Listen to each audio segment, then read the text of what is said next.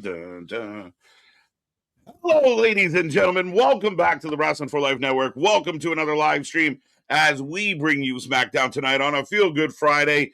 The weekend is upon us. We got lots to talk about, lots to get into. So get in that chat, click all the buttons, and let's have some fun tonight. Let's go.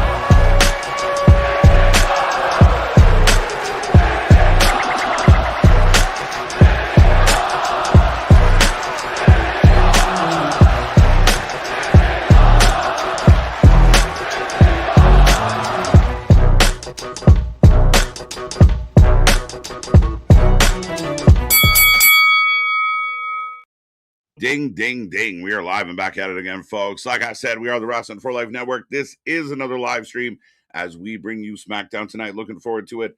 Lots to talk about, lots to get into. Exciting times. We're heading towards big shows, Saturday Night Main Event. We got Clash in Italy. We got Double or Nothing next week. It's a week of go-homes next week, so we will be here live for all of that. Me and this pretty face have you for the next couple hours. Blow up that chat. Say hello. Go get some friends. Bring them on in. We got lots of wrestling on tap tonight. Folks, if you don't know who we are, I'm Mr. Every Night KJ White, the Iron Man of YouTube. That is Big Nick. Ladies and gentlemen, boys and girls, children of all ages, the Wrestling for Life Network proudly brings to you its tag stream champions of the world, the Every Night Delight KJ White. I am Big Nick. And we got all the fallout from Backlash. At Backlash, my guy. Backlash.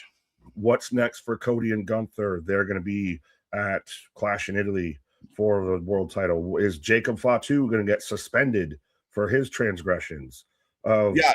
SmackDown's a bit up in the air. We talked about it before we went live. A lot kind of left to the imagination up until very recently. They added on 3 matches late this afternoon.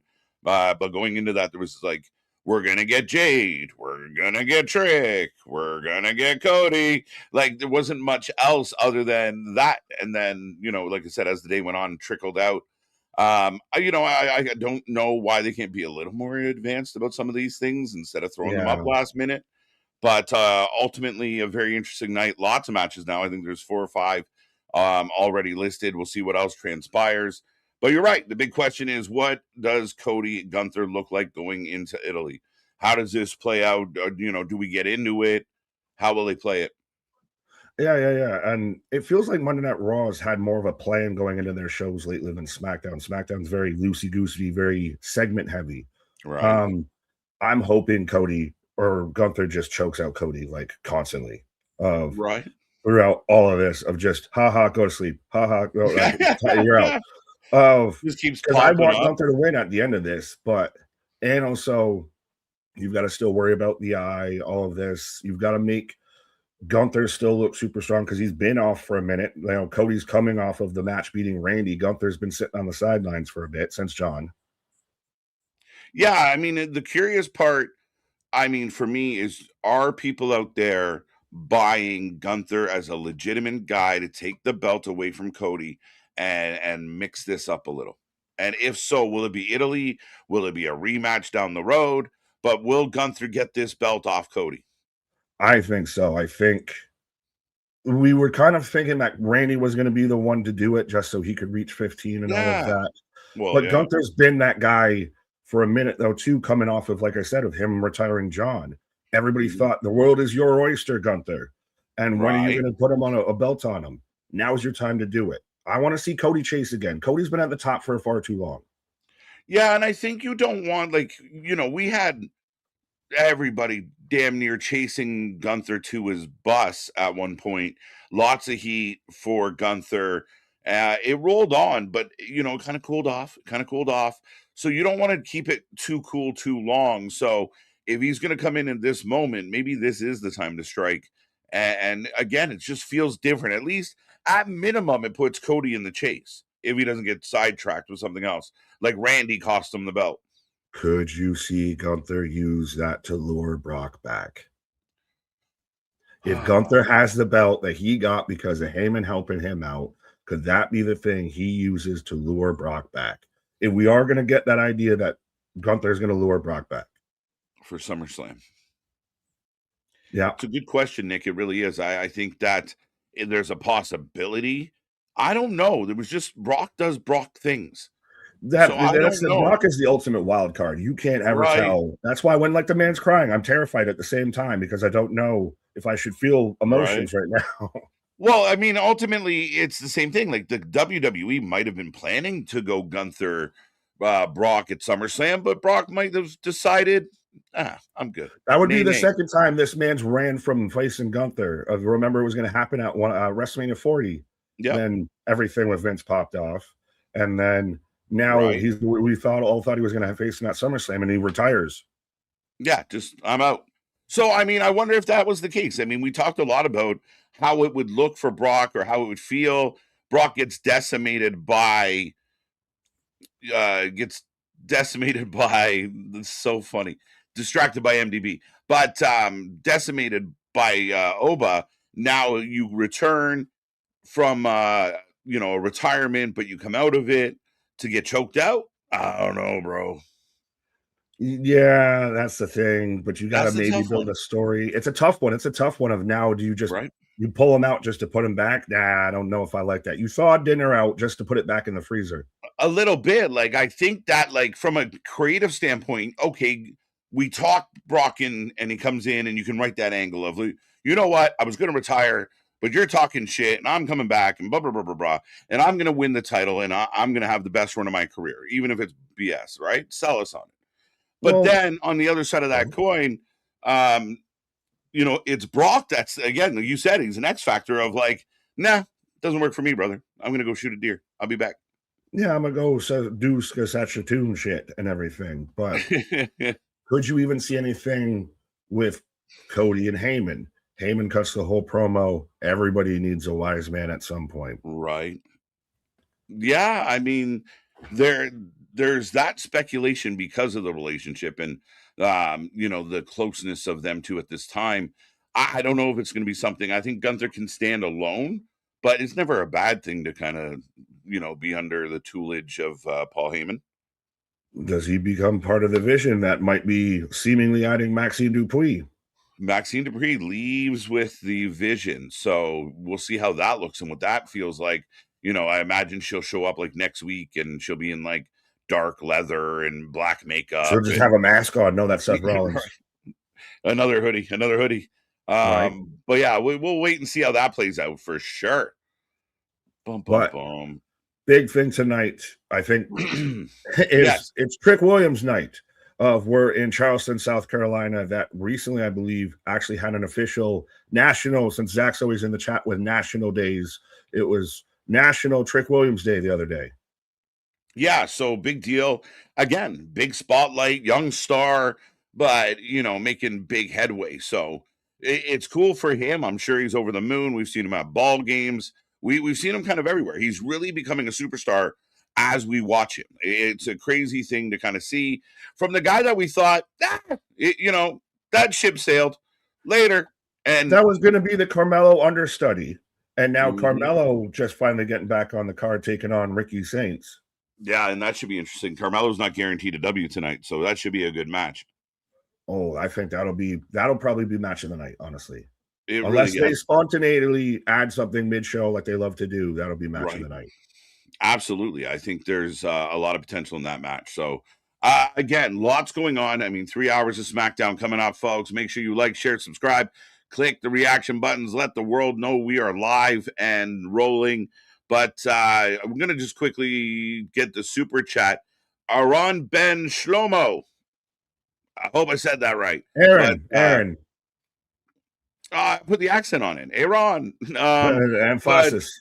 We got 15 bones in the bucket. Good morning. So from the other side of the pond and then some. Is there a way to skip the 20 minutes of Cody to start every show? This is a valid question, Nick. I mean, yeah, the Trick's starting off the show tonight again, like we were just talking. But go with the pop. Yeah, 100%. But is that Cody issue running? He's getting bland. He's getting stale. It's getting wallpaper a bit. So that's why you don't mind seeing a Gunther take the belt off of what? What are you chuckle fucking about? Well, I mean, that's why they had to bring in Pat to sell tickets to WrestleMania as Cody, right? Like Cody's But, I have an equivalent for you. Is Pat McAfee being in Randy Orton's ear as bad or worse than John Moxley being in Will Ospreay's ear. Oh, touche. Because they feel very, very similar. Very much the wrong guy delivering the wrong message. Yeah, and it's almost worse in the case of Pat because Pat's not in the business. Like, yeah, he's stopping by, right? At least Moxley is a former world, a wrestling guy kind of idea. So he's actually a wrestler. Everyone wants to see me say, fuck Mox, that's terrible. But the truth is, I mean, there's a little more clout there, except, Moxley sucks at his job. Yeah, but no, that's that whole story real quick. And I know we're saying hi to the chat and everything. We got time. Let's go. But no, that whole story with John Moxley, and if you wanted to do the teacher mentor of, hey, kid, your body's going to break down, you need to change your style up, give that to a Kenny Omega. Give that to a Kenny. Give that to Evolve Bryan Danielson. Kenny's already there. We had that whole backstage segment to where they're both in the medical facility. Yeah. Backstage. And Kenny's saying, my body's breaking down. I don't know. I got one more run in me, maybe left, kid. Yeah. All of that. You should have gone with that. I don't like that the focus of this story is the Death Riders, not Will Ospreay. Will Ospreay should win, but should be the guy on his own. Oh, he should. He should be grabbing the flag and running with it for this company. I mean, you have Swerve out there putting out cryptic tweets. We can talk about the Owen Hart in a little bit, but that's up for debate right now. The fans out there that every week is like another great week of Dynamite. I don't understand what the reward is for just talking out your ass. I don't get it. And some are going to say, well, it's my opinion. That's fine, but there's a line we got to draw here. Like at some point, your opinion is just wild. But at the end of the day, the Ospreay thing, it doesn't make sense. And one of the things they failed this week is he wrestled the same as he always wrestles, except he did an armbar. Which is still good. Right, but if you're gonna change style, why are you doing a standing jumping corkscrew 450? Like, what are we doing? Like, he went for the hidden blade in the match, so it's not like he's not gonna do it. He's gonna do it. I don't mind him doing the armbar. I just feel like you got to commit to. You can't do all the flippy, tricky stuff and then just hit an armbar and be like, "I've changed, bro." That's why I'm saying you could do to where you have someone that it makes sense with, like a Kenny Omega, with a Bryan Danielson that are wrestled kind of that same style, like Ospreay, that you would have that kind of clout that he holds them in that regard, and have been in that same situation, and say, "Hey, kid, you don't got to fully change the game, but you got to make sure you got longevity to this shit." And you know what? It almost would upset me a little less because I think one of my big gripes is the fact that I think Ospreay's a guy that would sell tickets for you, and you got him meandering with the Callis family, with the Death Riders. This is a guy I think being held back by all this shit, and I think a lot of people are kind of everyone's holding to the middle, which is terrible for business and terrible for the overall product. But I really do think that you touched on something is a little bit of genius, but he gets laid out by the Death Riders a couple times. Right. And then he goes to Danielson. Like, Danielson doesn't work anymore, but you could shoot some vignettes and shit in Danielson's backyard of him working with Danielson to get that edge, that grunt, Then he goes back at the Death Riders as this reformed guy by a baby face. Like, that to me is a great story that you could really tell. And you could actually keep Ospreay on the shelf for a while, because instead of fighting mid-card nobodies, you give us a series of vignettes where he's getting better, he's getting stronger. But John Moxley wants to be, Apollo Creed. So what can we do? Well, I was going to make the whole Rocky reference. You could have done that with Danielson. They're just out there in gray sweats, just lifting logs and shit.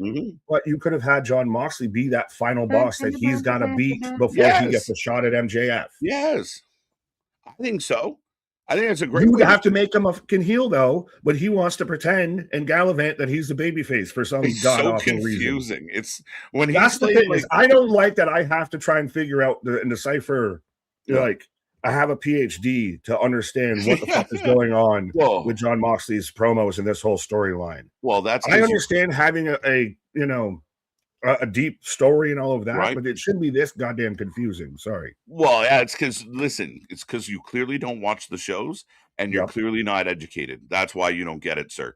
Like, that's the boat we're in.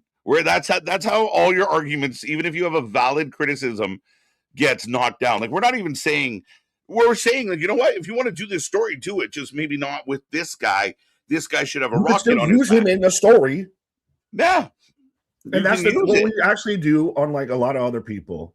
So where we throw out an idea, and here's how I would do it. Here's my, proof of concept that other people no, they should just do it this way. Well, how would you do it then? Yeah. I don't know. Just do it. No, proof of concept. Right. Don't do this. What should we do? I don't know. Not this. All right. Yeah. But we will say hello to the chat in a moment, folks. Nick and I catching up. It's been a couple days since we've been chewing the fat over some wrestling. Pause, maybe. Pause. Spaz Jose Ronan, top 3 from last night. Get in the chat. The more you chat, the more points you get. Super chat, super stickers get you a bonus. So make sure you use those as well. As our new friend from way overseas is in the lead right now. Let's go. Zach is the first one in the chat tonight. National Pizza Party Day. Pizza party. Now, see, this is where I fall victim to here we go. Conspiracy, because I actually got pizza tonight for dinner. There you go. I did not have pizza. Well, see, then it's proof that you're not the insider. I think every once in a while there's been known to good coincidences show up. Yeah, so you're the one on the pizza vibe. So I missed out on the pizza today. I mean, Italian, and it's just me, myself, and I. The missus is away at a convention, so I got to take care of myself. So 3 pizzas should last me a weekend, right? You heard it. Ladies and gentlemen, if you hear my voice right now, everybody on the hour, every hour, check in on Big Nick. Make sure he's doing okay. Just say hi to him. His DMs are down below. Just everyone out there. His phone number is... No, I'm just kidding. Ludwig Kaiser, sliding in my DMs. Right. Boof boy Clout Don. I don't know if I said that proper, but whoop whoop, let's go. Like whoop, the avatar. That's us. Let's go. New merch drop. There's a link below. We will shout out that a little bit later, but we do have some new merch to look at. National Iceman Day. There you go. MDB's had been dying for me to acknowledge this. And it was brought up quite a bit too last night because it was, the countdown to the drop and all of that. Right. Dude, 3 albums. 3 comes out swinging. I still haven't even listened to one damn song on all of this. I didn't even realize it was 3 albums all at one. 3 albums. When did this become like Black Friday with dropping? It was crazy. Albums? And then he put it in a giant ice cube and people were trying to melt it and shit. It's crazy times. Well, allegedly, Danhausen is referenced in a song on Drake's new album. No, it's actually like someone tweeted it out of saying that there's a line that Drake says of "She used to be so nice, now she's so evil." And saying it's a Danhausen reference. And Danhausen replied and said, "You better not be lying or I'm gonna curse you." Yeah, jokes. Let's go. That's funny. I mean, again, big news for some out there today. Again, I mean, he is. Sorry, real quick. Foxy Pug on Twitch saying, "What is Iceman?" Yeah, old. So, for those who don't know and aren't on MDB's plane, that Drake dropped 3 albums all at midnight last night. Yes. So that's what the reference is. Again, one of the biggest artists this country's ever produced. We'll see. I'm curious how these hold up. I'm curious. It's been we need a bounce back. Well, is it a bounce back since the Kendrick fight? Yeah, like I always felt like the Kendrick fight was like, when you get in a fight with somebody, but they clip you with one and you got the bloody nose, so everyone thinks you lost the fight, no matter what really happened. That's what, like, the Super Bowl was the bloody nose. Like, he smashed that man in the face in front of everybody, so it didn't matter about anything else that happened. That was the KO blow. So, yeah, I mean, apparently he's swinging at Khaled and LeBron, and he's mad at a few people. So we'll see how this goes. Drake, the last time you picked beef with people, it didn't go so. I mean, if you're picking at people that won't respond, then that's fine. But yeah. I don't think he predicted the Super Bowl thing that's a trump card. That's a whammy. Well, that's like I said, that's one of those almost a little bit, in my opinion. This is your king? This is your king. Right. Like it wasn't like it was a great moment for Kendrick for sure. I could only imagine Drake being like, he's doing what? Who? What? Now I can't even watch the fucking Super Bowl. This is bullshit. You're gonna act a fool. I'm done. Right? I'm done. But thank you, MDB. You made me chuckle. Eric, welcome. Sorry. Drakehausen, let's go. Confrontation between Fatal Influence, Jade, and her baddies. Well, the baddies are in a match tonight taking on somebody. I can't remember who, but the baddies are fighting. Are they fighting Flair and Alexa? No, maybe not. No, I think they're just going to be on the show. There you go. There you go. No. Oh, so it's going to be, is it Mitchin versus Charlotte? No, I think it's a tag match. I could be wrong. I'm learning as we go here, folks. Well, trust me, I think they're still trying to, it's like the Vince McMahon style. They're still trying to finish the script right before they go to air. Right. Yeah, it just feels like, I don't know. I wonder what this mindset is. Like, if the idea is the less we announce, the more people are going to have to tune in to see what's on it. No. If that's the theory, then you wouldn't announce it like that afternoon. Because then what? Then what? Like, oh, I was going to watch, but they didn't. They get the last minute, tune in. No, it makes sense. Well, I don't even think that theory's works. You can only do that sporadically, here or there, coming off of something big. You can't just do that every week. No, you can't. I mean, again, sometimes it's been lackluster, and you're like, and some of the things that I don't understand why they're like a mid-card nothing match. Like, why didn't you just tell us? Like, just tell us. Yeah, we needed to make sure that we had Damian Priest versus Tala Tonga. Yeah, you want to hold back the fact that Jacob and somebody are going to take on the Usos tonight. I get that storyline angle, get it, good God. But at the end of the day, some of the other, like you said, Tozawa in a match. Like, okay, just announce it. Right. They don't want to deter people, I guess, but come on now. Then don't book the fucking match. How about that? Right. Novel concept. 3 albums, minimal features.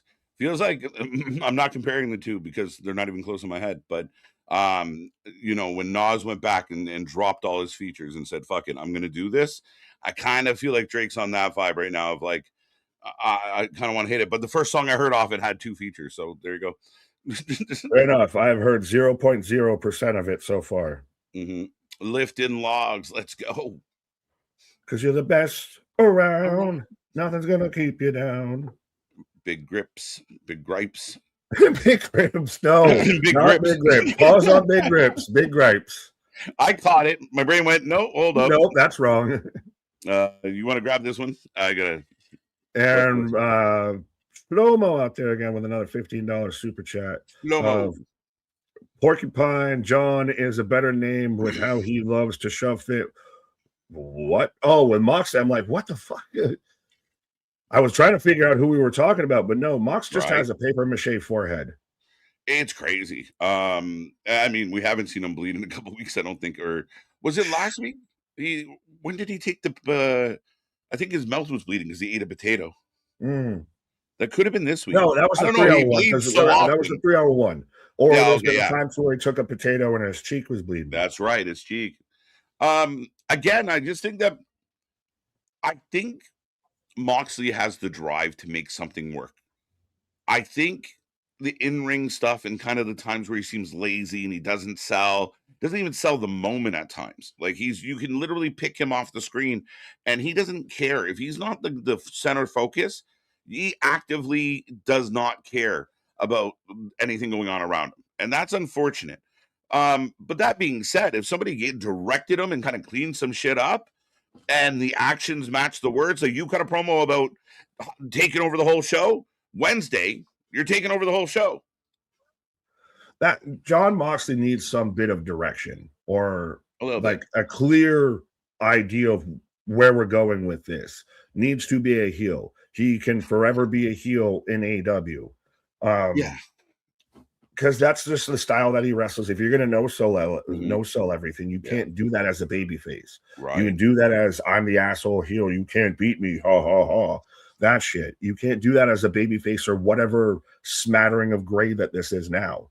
Yeah, it's a weird smattering of gray. And I mean, even the vignette, like the vignette we got this week, my friend, it was very like campy, it had like I hate to say it had a porn vibe to it, like that bad porn acting. Like it just like you come in on the set and there's Osprey all oiled up doing his bridge and Moxley for some reason's cuddling Yuta, but it's a chokehold, wink, wink. Like it was just it's Rocky. Awkward. It's Rocky 3. It's Rocky 3. It's Rocky 3 if like done on your local access channel. Done for a school project. Yeah, like that's what this feels like. Like it just it feels campy. And to me that hurts Ospreay for it to feel campy. I think him being paired in this whole thing hurts Ospreay, but I digress. Yeah, I just don't know. Like you're gonna train a guy that's a way better wrestler than you. Okay, that tracks. Well, and John's the one who went to Will, not Will went to John. Right? Yeah. It's they kidnapped him, and then but that was after Davis was gonna kill him. After Moxley already tried to kill him the first time and beat him. So it's been, they have missed this mark since Ospreay came back. It's there. I don't think they want somebody to skyrocket because it makes the other people jealous. So they all stay plateaued. I don't even know if it's that. I think they just don't know how to make him the guy, or they think that they're still got like 2 months or a month to do it and they can still pull it off after we go on these little side quests. But I feel like it's just like the matches, dude. Everyone's got to get their equal lick in. All right, you know what? You're going to hit your finisher, but I'm going to do 6 moves to you so I look cool. Then you're going to hit your finisher again and pin me. What the fuck? Why?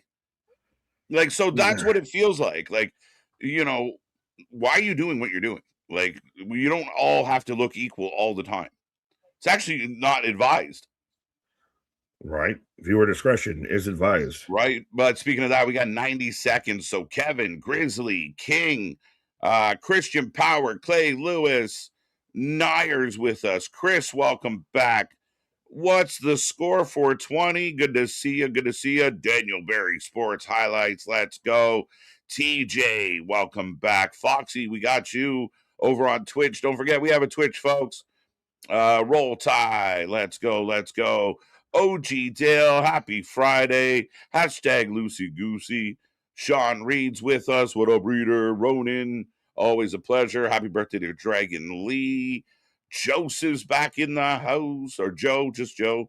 Let's go. Roll Tide. Let's go.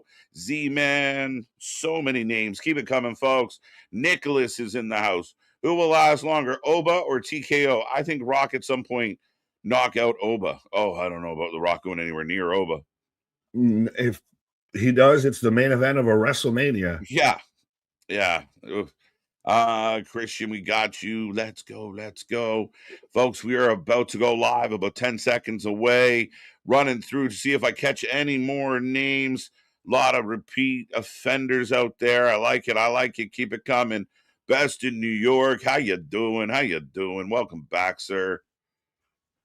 I see Hades Gate. No, Drake got dragged. Yeah, that's how I kind of feel. I know the Canadians you got to put on. I got to fight a little, but no. Like I said, that Super Bowl was a wham right in the mouth. Like I said, that wasn't just he got a bloody nose. That was, this is your king. This is your king. But I am getting the Netflix logo. Then. I'm about to get it at some point. Then. Dun, dun, dun. Folks, we are syncing up now. Brown cow. Like a full clip. I got you. But folks, you can sync up at home as well. You can dial in. We don't Whatever. They got to slow that shit down. Whereas we are together. So we got it together. You can dial in with us so you can watch what we're watching while we watch it. Watchception. Columbia, not Columbus. Columbus is in Ohio. This is Columbia, South Carolina. Oh, it does say Columbia. My bad. Right. But Jason, what up? Christian, what's wrong with him? You need to wear a jersey, homie. We're hipping and the hopping with the bipping and the bopping. Right. What? Boston, I'm old. It's tough. But Boston Gamer in the house. As I got Cody walking backstage with the contract. So this is happening tonight, by the way. It was supposed to be a tag match, but I guess allegedly Truth isn't medically cleared. Okay, because this is what they advertised at like 5:00 today. Right, and then Aldis, I guess, popped on. I saw it right before we went live. Okay. He's not medically cleared, so it is a tag match. All right. And it is a tag match for the ladies. Right. Sharuka. Hey. Trick on the field. They're shooting it in like 57K, so it doesn't even look like he's real. It looks like a fucking clip from a video game. Right. It's AI, Nick. It's AI. I can tell. Don't say that too loud. People will run with it. That's an impressive ass shot. No, it's crazy because we talk about Oba coming on the scene and being super over. Javon came in, was super over. Oba was even more over. Right. Now Trick, like almost overnight, feels like a superstar. Feels like I think he's been building. He's been building a bit since even when he was TNA champ in NXT and all of that. And then once he hit the main roster, he hit the ground running. He sat there and he pushed Sammy to the side, literally. Right. But now he's becoming that guy that's almost like how Punk's synonymous with Chicago. Yeah. They go to South Carolina. Trick better be on that card. Yeah, a little bit. As I guess we're going back to Backlash, and we got mini housings everywhere. See, this is what you do. I wasn't talking about it. You were talking about it. Right. Jose, as soon as I show up, Nick talking about AI. Right. You were talking about it. Maybe is Jose AI? Is that what we're getting at now? No, well, I'm not going to beat my accusations of being handled. Right. Maybe not. As we're replaying Backlash. James Paul, KJ, breaking news. Nick will be here next Wednesday for Dynamite. This is awesome. There you go, Paul. There you go. Maybe. Well, I think it's another 3-hour one. I might not be here. Just me. Suffering. Nobody. Just fuck this. We're out. Trick Williams. Cherokee George, what up? And even the second you hear the trumpets on this man's intro, the whole crowd comes alive. It's a great, for all the bitching we do about entrances, he's got a good one, and they gave him the Robert Roode platform. Like, it's great. It works. It's over. Look at the towel. Yeah, because it's 90% not Def Rebel. Facts, right? It's just trumpet. It's hey. I got a Gamecock on my screen. Pause.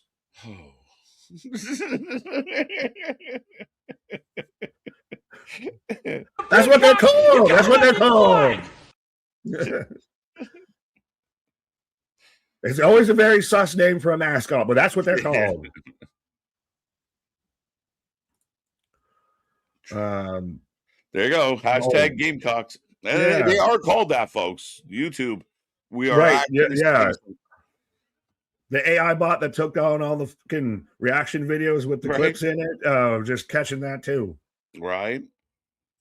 Savannah Bananas also out there. What?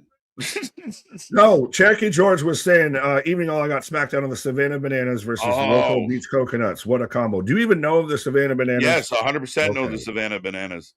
The Harlem Globetrotters of baseball. That are actually doing baseball better than baseball. Right. Yeah, crazy shit. I remember the first couple times I saw clips and I was like, what is happening in this nothing basement league? And then I realized what was happening. I was like, okay, here we go. So yeah, I saw like bats on fire and dudes on stilts pitching and everything. Yeah. It's very Barnum and Bailey. Right. Well, Trick, just standing room only, folks. How are we doing on a Friday night? Get in that chat. Let's get this number up. Let's be a friend, tell a friend, and click those little reaction buttons.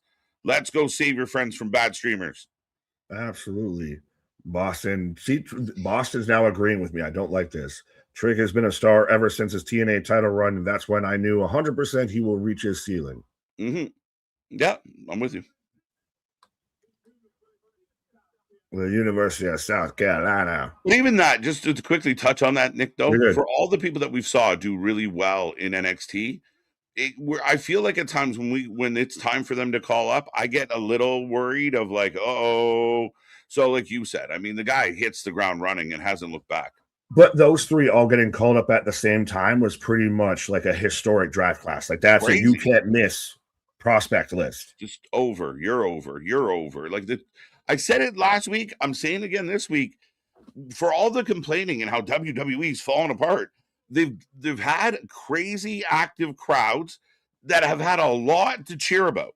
I don't know what the disconnect between that and this is, but they seem to be having a good time in the buildings lately anyway.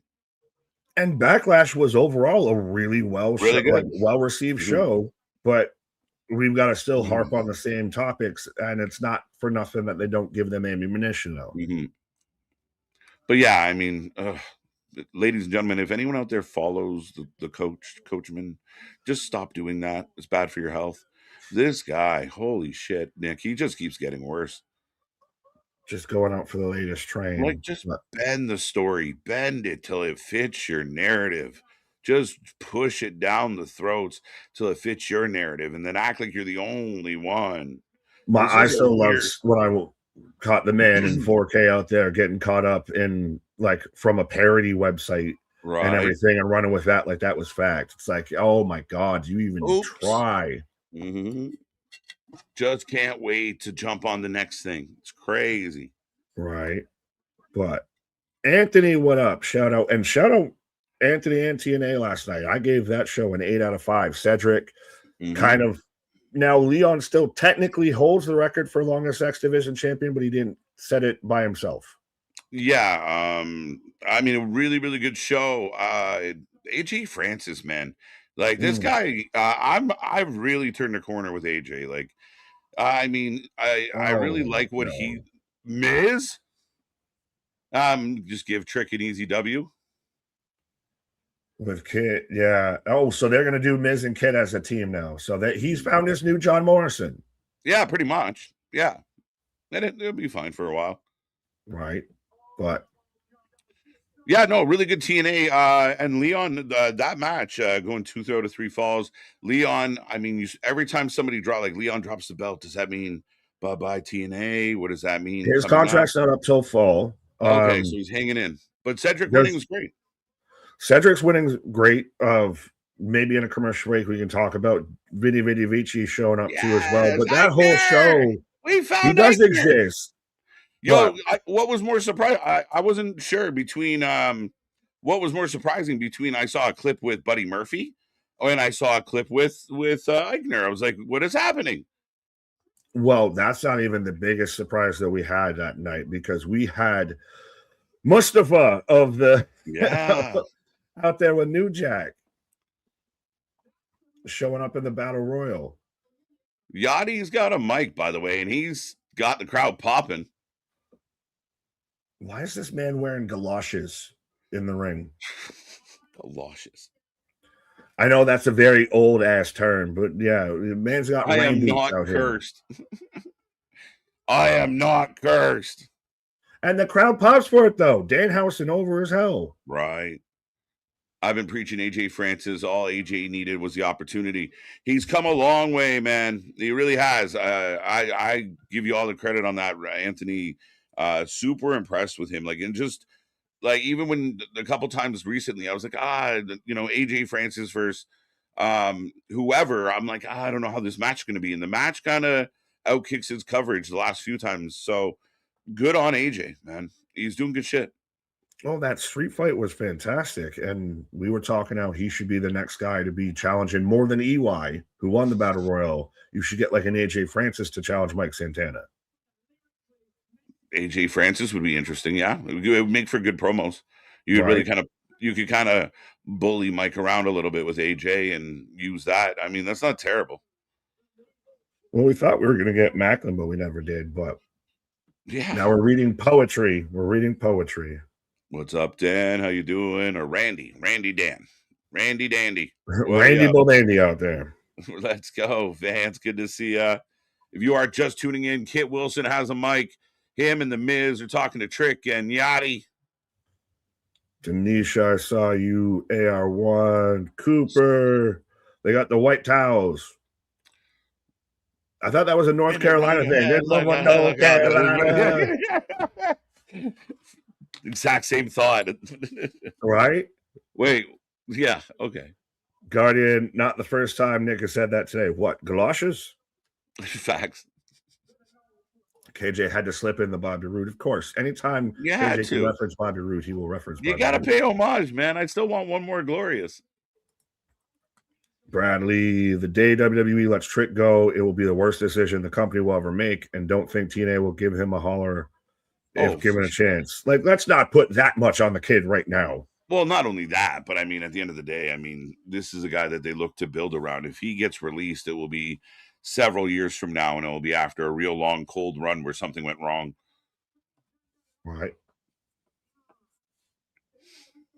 Tiny Mo out here doing really well, actually, as a pro wrestling manager.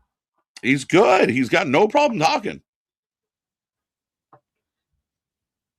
So they might be adding. It's funny because it gives Trick validity. It gives him celebrity because you're friends with a celebrity. Yeah.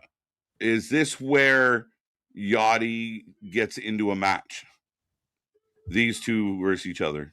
Could be. This is the same comedy tag team that wrestled Danhausen. So, yeah. Right? Might be a way to get Yachty into a match, get his feet wet. I feel like he'd be one that would actually want to train for it, unlike Travis Scott. Right? I did see this. I did see that Nick took a stand in 10 count last night. I did not. I think Anthony might have won on points, my guy. I think he won in the popular vote. I won in the Electoral College. Oh, shit. Man's getting in Trick's face. Oh, backhand. One of the 5 fingers set in the face. Slap. Oh, a punch with so much air on it, but who cares? Yachty with the low bridge. There goes Miz. Yeah, I don't know. Anthony came out swinging.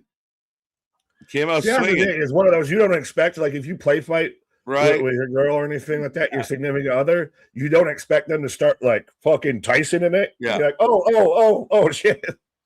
Yeah. I don't know why they don't have like a second and third gear. They go 1 to 4. I don't know what's up. Yeah. All right, now I got to match your intensity. What's happening here? Right. Now, if we match the same intensities, this might go a different way. Right. Cops is getting called. Someone's leaving. Right. I like it. All right. So Vinny Vici, our buddy old Eichner, returns to TNA at the end of the show, and I thought I don't see any issue with it, Nick. I hate to tell you, I think Anthony made a good case, but I don't see a problem with bringing in a new guy. It wasn't like, he's going to go up against, the X Division champion. They're not bringing him out against the world champion. I thought it was good. I like it. I'm curious. I know this guy can bang. Pause. She bangs. Now you're going to get Christian going with a Ricky Martin reference now. Mm-hmm. Thank you, KJ. It was no problem. I can read it in Anthony's voice. Such toxic male behavior. I don't have an issue with Vici out there. I was a fan of Vici and thought he could have stayed around when they let him go and just kind of broke up Imperium, all that. I was bummed out. They should have just done it on fucking tape it. You're taping shows, the whole rest of that. Why do it there? Leave them. I want that. They should have left that match, left that show on that moment with Cedric winning, because that match was so good. That was such a big moment. Leave it there instead of then you have Fabian Eichner, who does not scream X Division at all to me. Yeah, he fought. Man, he can go. He'll do no problem. The famous luchador, Fabian Eichner. He can flip. He bounce. He springboards. He walks the ropes. You don't sleep on Eichner. I think everybody's been sleeping on Eichner. This man's been out there for a hot minute. This is a guy that you signed to see if he'll make the roster a little bit. I don't think that's what you close out your show with. You bring him in and make him feel important. After the big moment with Cedric you have a heel guy winning, so you kind of have a pop kind of happy moment to go off the air with, especially after a heel beats a babyface in a good match, yes. But, I mean, again, setting up Cedric's next challenger, somebody that people are familiar with as far as a recognized WWE talent or former talent, No, but I think you want to bring people in. Like, I think that's Tony Khan's approach. It's like softly bring anyone in. No, you brought him in at the end of the night. It's a big deal. Why would you? Is it? Let's not act like they're selling you on it. The streets were clamoring for Fiji. No, but again, it was a nice surprise at the end of the night. I mean, again, the idea be a nice surprise on a Thursday. Yeah, but why? It was a Thursday. What? On not at that moment. You know what the goddamn hell I meant with that? I have no idea. I don't see what the issue would be.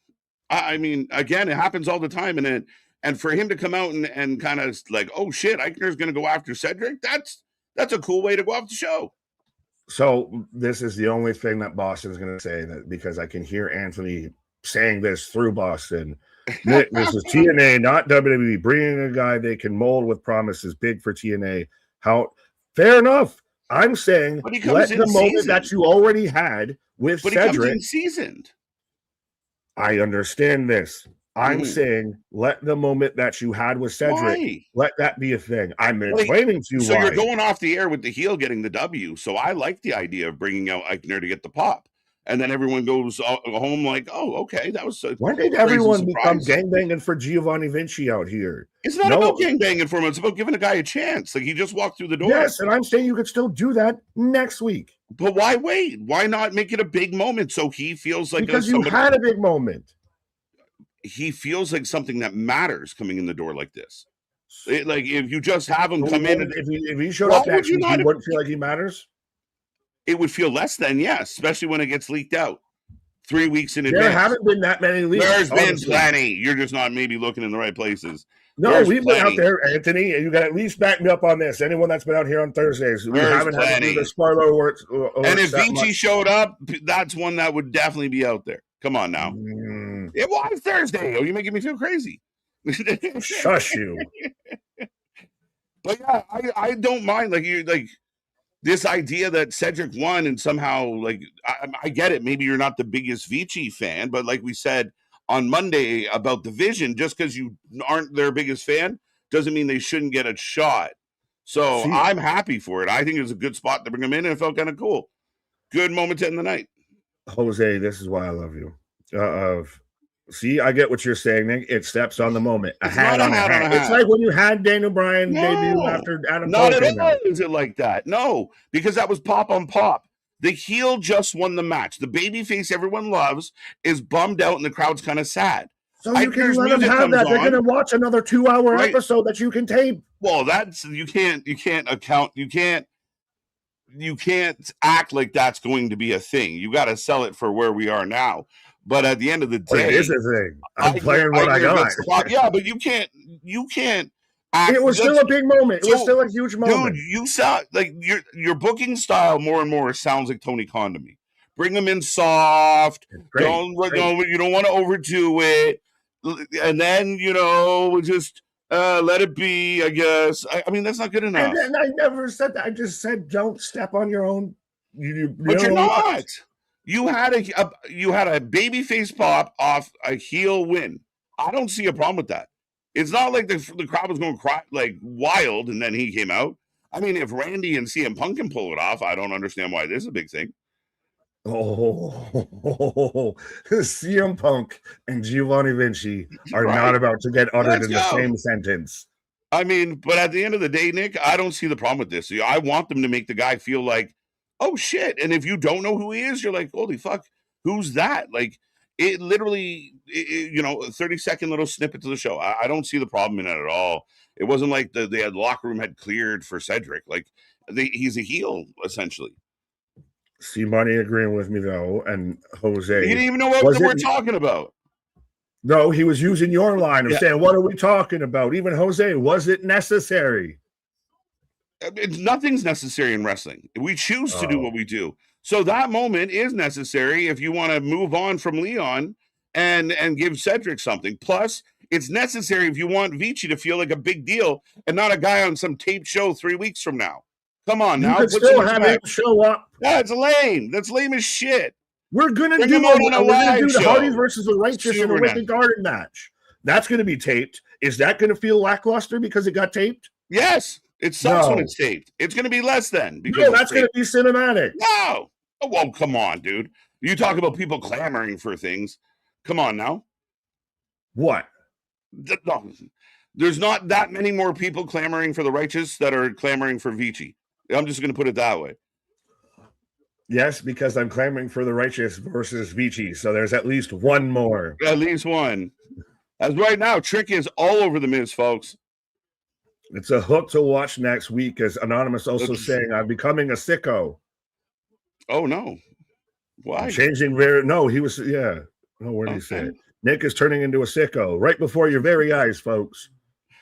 I don't see the problem. Like, it's, you know, the guy came in at the, like, it's a good spot for him. And you go, okay, now what's this? We'll see what this guy does next week. That's good shit. I don't have an issue with Giovanni. Eichner, whichever name he wants to go by, because they did the Vinny Vici and then Eichner, so kind of both. I don't have an issue with him being in TNA. What I have an issue with is where they placed it. I would have liked. Perfect. Fair enough. We're going to keep doing this dance. Yeah. I'm going to just state my case, and we'll move on. Of that, I feel like they could have done it on the tape, and then you could have just left it as the live episode ends with Cedric stops Leon from the ultimate goal. But that's not a celebration. Their match for Slammiversary. But that's not a celebrating moment. Like, that's not a celebration. It doesn't always have to be. Not every show has to send you home happy. But you're making it like, oh, Cedric stopped. We wanted him to beat the streak. So here's a little bit of... Yeah, so Cedric cut it off, so it's an impactful moment. Yeah. It doesn't always have to be a happy-go-lucky moment that sends you home. It's not a celebration. It's a downer moment. It's a celebration for Cedric. So then you got a little cherry on top of your sundae and you're complaining. That's all that was. A little cherry on top of the pie, buddy. That was after I had told the waiter, no, I don't want dessert 3 times. Nick wanted to fight back for the slice of pie. Nick wanted to fight back. Then it was like, I do like dessert. He used his Irish whip into the corner, folks. Let's go. He said righteous. Oh, you called me. Yeah, well, and then saying you called me TK. Take it back. Take it back. Yeah, sorry. I didn't mean to acknowledge that. I didn't say Nick was TK at all. It was his suggestion of how to book Eichner feels a little TK-ish. Like, put him on Collision. It's not. They'll still love him, right? Fair. I mean, fuck it. Collision needs some shit too. Yeah. Valid. I can't even argue with that. Yeah, all right. No, I mean, it was stand with Nick. Stand with Nick. Let's go. There you go. We got 2. Money was coming in blind. All you need is 3 friends that you can take over a fucking country. There you go. Spaz with $2. KJ, do you think Tessa is as bad as Nikita too? Bad how? I'm confused. Talent, skill. Tessa's everything. A solid pro wrestler. Like, she's like, if anyone's implying that Tessa can't wrestle, that's crazy. Nikita, I mean, work in progress. The more I see of her, the more I like of her right now. I think they're doing something interesting with her, at least to get her going again. But yeah, I don't see a comparison between Tessa and Nikita. I can't remember if I might have made that last night, but maybe.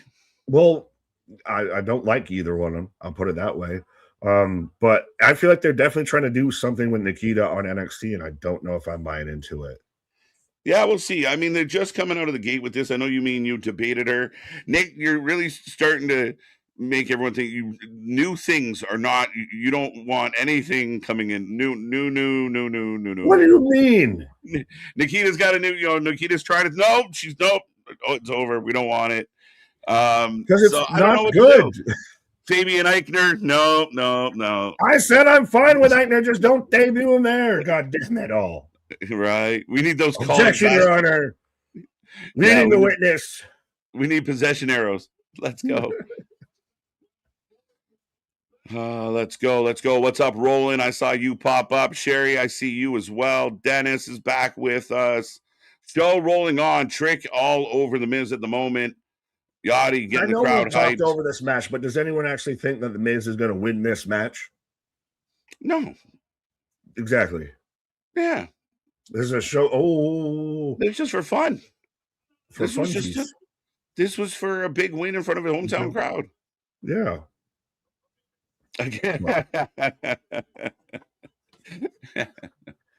My one weakness, food. Right.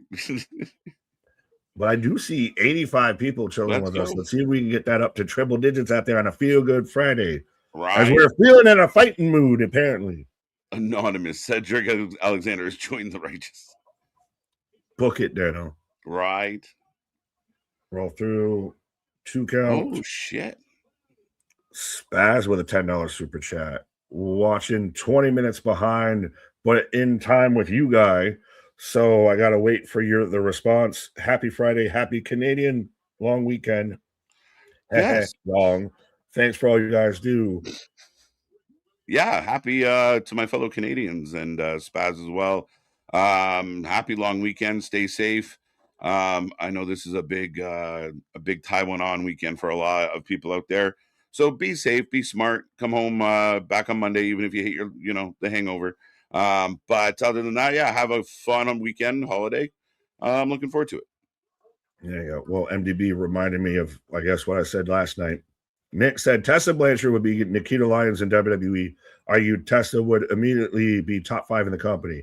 I do. This does ring a bell now. I very much argued she would definitely not be top 5. I might be wrong in saying she'd be Nikita, but she would definitely not be top 5. Her in-ring is really, really strong. That's the one thing that I don't know about her personality or promo, though she's not a bad promo, but I could see her climbing that ladder very much Charlotte Flair-esque, like in that kind of climb. She is that athletic. I mean, remember, they gave her a men's title. She was so good.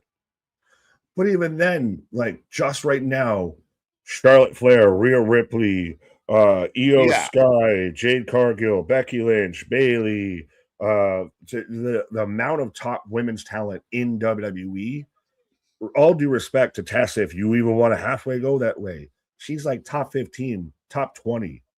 If she's dropped in there right now. Yeah, I could see a valid argument. I could probably squish her into the top 10, but you're right. Like, I mean, the WWE, as Yachty takes the place is going bananas. I know we've been a little sidetracked with, Kate takes a kendo stick. Yeah, I feel like we're gonna get a tag match. Miz and Kit versus Yachty and Shadow Rights main event. Yeah, that works. There you go. You got 2 people dying on the hill. I'm guessing it's Hamburger Hill. 3 for Trick. You called me fat?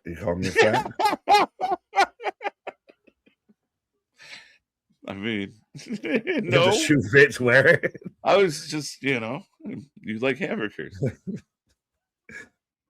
As Yachty is letting it rain, as Bradley's saying, Nikki, stop being Dr. Jekyll and Mr. Hyde. It's not even close to Halloween yet, sir. And now we know why we're not doing the Ronda Rousey fight so KJ can celebrate legally and safely this weekend. Something like that. That, and I hate Ronda Rousey. In fact, well, did you know she's Jesus H Women's Wrestling?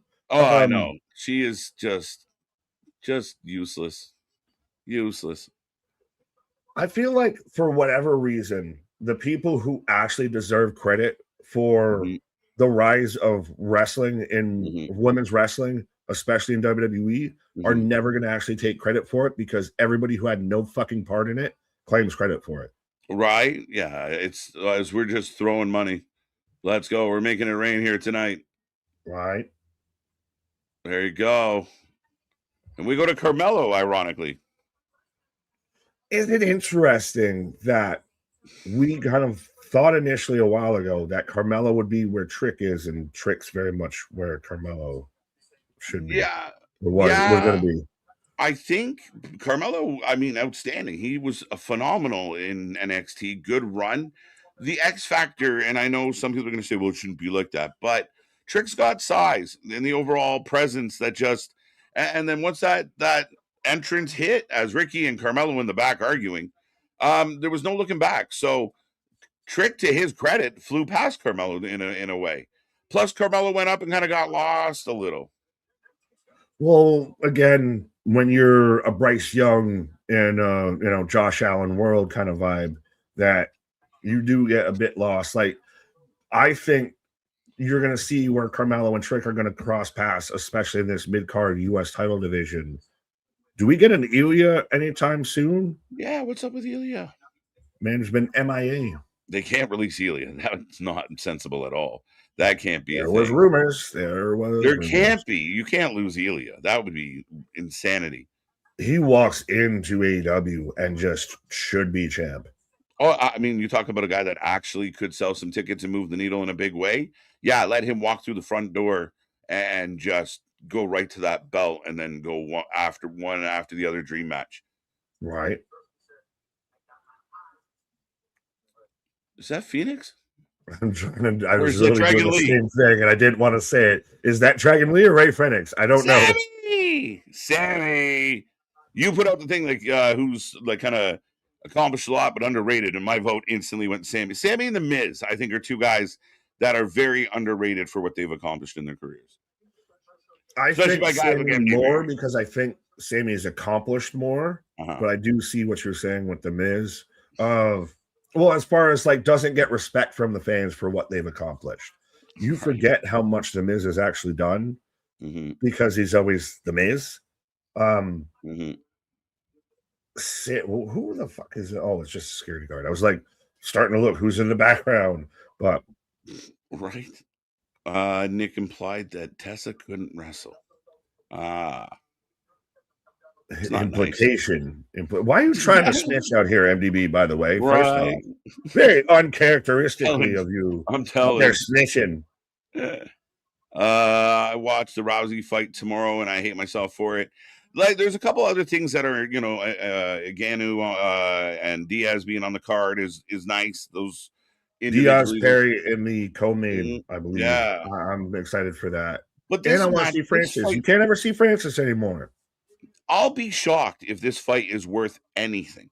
Like, when they actually ding, I don't think we're going to get a good fight. Again, what are we talking about? I mean, we won't get a long fight, I don't think.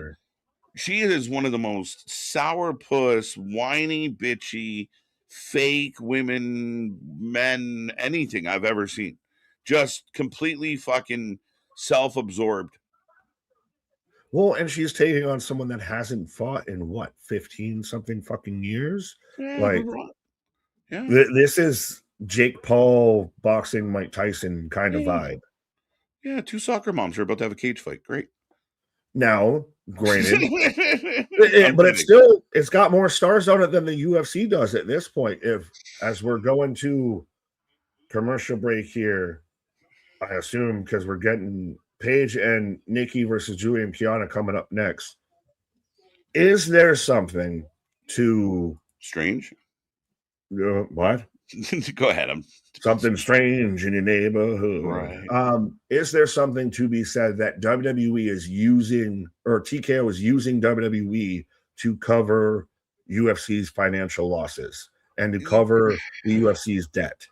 Yeah, I believe, and don't quote me on this. I'm no fucking, I'm not the best guy to give you 2 cents on this. No Wolf of Wall Street. Yeah, I'm no fucking Leo, but I think naturally, like when you have an umbrella company and one company's blowing up and doing the numbers, I think naturally the business kind of organically does that. But I know we're kind of selling it and spinning it on like they're doing them a favor. I mean, from the WWE side, it is a shitty part of the deal of like, oh wait, we could do really well and actually maybe have money to keep some of the guys we just let go. But because the money has to go across the board, but that's what you signed up for. You're on a team now, right? Kumbaya. Yeah, but also at the same time, you can get into the whole Kevin Nash he doesn't want to go back to anything WWE at this point with him, the way he's going at TKO. I just think you're hurting one to help what's already been on a downturn instead of expecting the one on the downturn to fix their shit and get their shit together. You're holding the other one that's succeeding accountable for the shithead. And now you're hurting both. For sure. You're hurting both. Yeah. Yeah, to an extent. And I mean, that's the same thing. They have other stakes in other businesses and the same thing, right? Like what was it, the golf they just pulled, or Saudi just pulled out of that a lot of Saudi golf. just pulled out of But the live golf. But when you start shifting that money and the income starts changing, um they're going, it's just the nature of the beast once you sign into this. That's the risk you play. Like we've talked about Ted Turner this week. When they all started merging, he lost all his power. Like just like, oh wait, I can't keep my wrestling. Like, but then is that a scary time? As I've said before, I think I said it a week or two ago. Yeah. Are we at a point so the wrestling bubble might be starting to burst here? No, I don't think so. If they're going to keep meddling, if we're at the point to where, but the buildings are still full, Nick. The buildings but are it's still full. like, they're losing their mind. The response of there's so much advertising, there's so much commercialism and everything like that, and you're having talent take pay cuts, you're cutting people left, right, and center. It feels much more assembly line than craftsmanship, and that is going to. Are they actually making any new fans, or are they silently, slowly driving current fans out? Yeah, that's a phenomenal question because I don't know that they're bringing in. It doesn't feel like. Now I would say, has anyone started watching wrestling in the TKO era? I couldn't even tell I'm you. not asking you to quantify. I'm just but it was we kind of knew that there was things like this. Like we talked about it when they were announcing that they were going to do this big merger or bring everyone together. We joked about, like, the sponsors everywhere and the dynamic changing and how TKO UFC would just start to feel. But I think the UFC has got to be a warning thing, kind of a trial run, if nothing else, of if you alienate the fan base and you just keep making things expensive without a valued payoff, you will lose the audience. Now, people still fill that building. Like I just argued here, but is it the same? And stars are not interchangeable. You can't. No. They haven't had a new star, in the UFC since Connor. Patty the Batty, maybe at best. Yeah. But you haven't had that new crop. Like they don't always spring up. So you can't expect them to just be, this is what we do. Right. Yeah, it's like they went through their attitude era. Now they're trying to figure shit out. A bit, right? Yeah. Well, like even as we got, who was it that just somebody in the chat just called them MDB scream mode. Let's go. But C Money bring it up. WCW peaked only 3 years before their collapse. This shit can disappear overnight. Absolutely. Oh, for sure. For sure. You don't know when you're making the first fuck up. You don't know until you made like the 100th. And then it's a little too late. Yeah. In a lot of cases, they realize shit is sunk too far. They knee-jerk react, and the overcorrection pisses off everyone else. And that's exactly what happened to WCW, right? They knee-jerked into a Russo and ended up bankrupt or broke and gone and sold to Vince. You worked yourself into a shoot, brother. Right. But don't you start blaming me for this. You put a bubble pop into existence, then it shall be. No, it's much like the Pat McAfee thing. I just saw the tea leaves of what was coming down the pike, and I just didn't want it to be happen. So I warned everybody. I'm the canary in the coal mine. Right. Oh, they are calling them actually scream mode. That's dope. I feel like I was close with page mode. Bastards. Almost there. Who are they fighting tonight? Julia and Kiana. Let's go. Yeah, your gals. Is it for the belts? I don't think so, but could be. They don't tell us shit anymore. Touche. Well, even then, if it was for the belts, either way, who do you have winning this match? Oh, Bree and Paige are doing their thing for now. They're kind of the stars. So, as much as I love Julia and Kiana, I'm going to vote for Julia and Kiana. I'm just not optimistic I'm going to cash in on this one. It's going to be interesting seeing Paige and Julia wrestle. Like those, that's a thing I never thought I'd be able to say I saw. I seen what I saw. Right. So yum yums on high alert. Ooh wee. Ooh wee.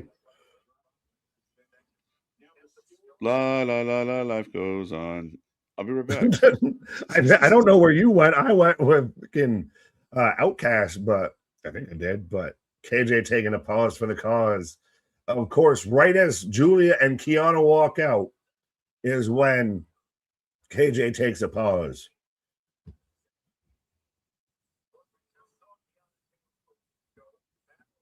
Julia has the potential to be so fucking dope and be top women's champion out here. I just wish they could. It's still crazy to me to think that she at one point was the golden goose over Stephanie Vacour, and then somehow, some way, those two very much kind of passed each other like ships in the night. And I don't know. I'm waiting to still see when Julia starts to head back north. Speaking of the North, dropping yum yums. Yeah, CMDB, I know. I got you. I got you. You might be out there, watching other people's, but I got you. AR1, I vote for yum yums. So Julia can be women's champ, but Tessa Blanchard is Nikita Lyons. Correct. You know what? I'll at least walk back Tessa being Nikita, but I definitely will stand on she would not be in top 5 if you dropped her in WWE right now. I still hold case she probably wouldn't even be top 10. So I'll stand on that. You can have me. I'm still going to stand on my point at the end of TNA, and I'm going to die on that hill. Fuck it. Move along. But I'll take back that Tessa would be Nikita Lyons, but I will definitely defend that she wouldn't be in top 5. But no, Julia to me is, I'd much rather see a Julia match than a Tessa Blanchard match. Personal opinion, personal preference. As we're underway with Brie Bella and Kiana tagging a page. Roland, what up? Marvelous Queen, what up? Shout out anybody I feel like we might have missed or anything like that. Group Ross.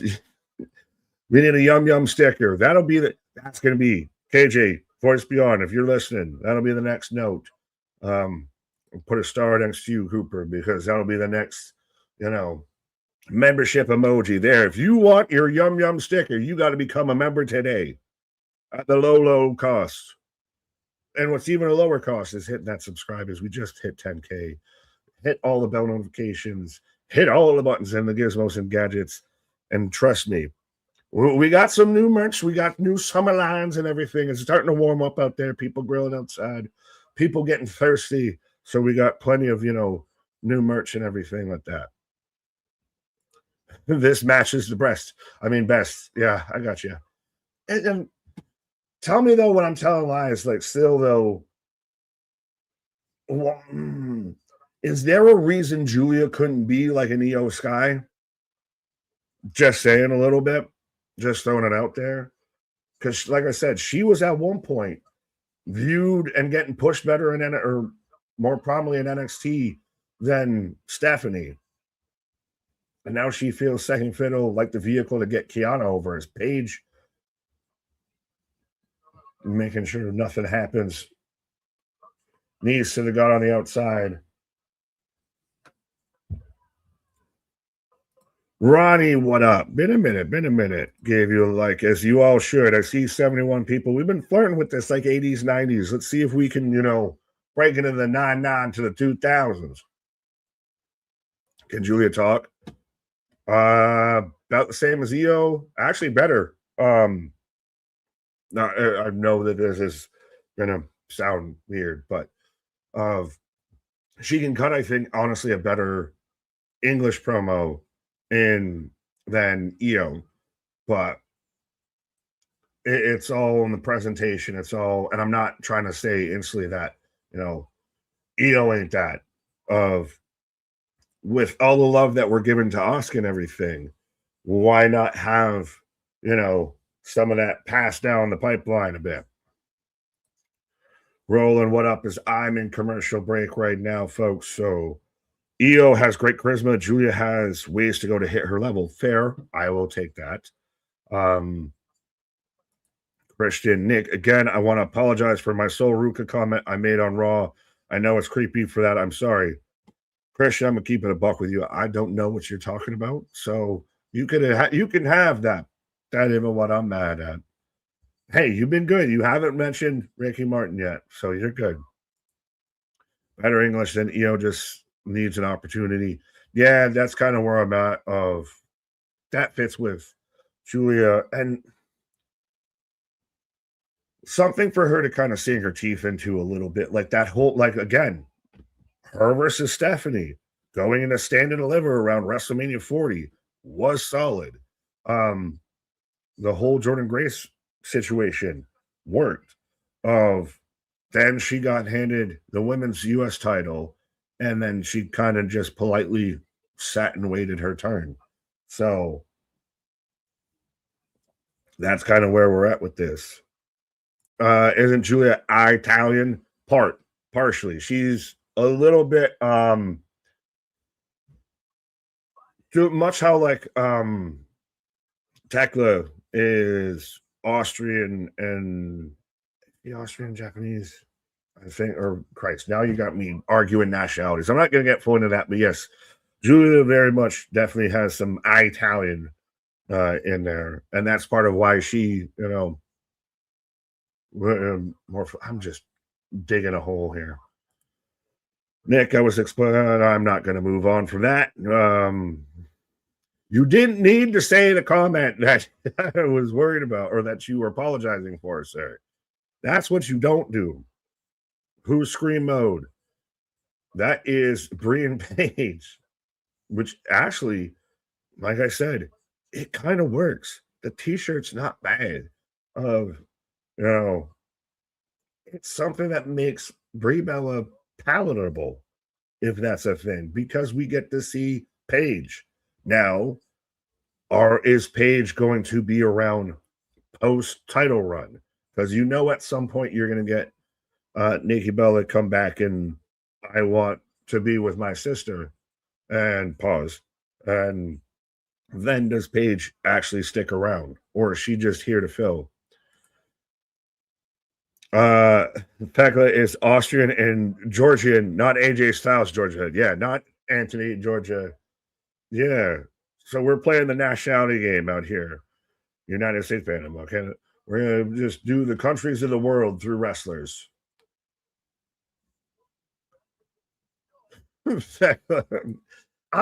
Tekla's fallen into the same thing like Tony Storm fell into a bit of. It feels like Tony has his top women's wrestler just kind of cuss on screen just because. Like, how many times does she just throw in the line of being a stupid bitch just because? Like, it doesn't even fit, but she's got to play the hits.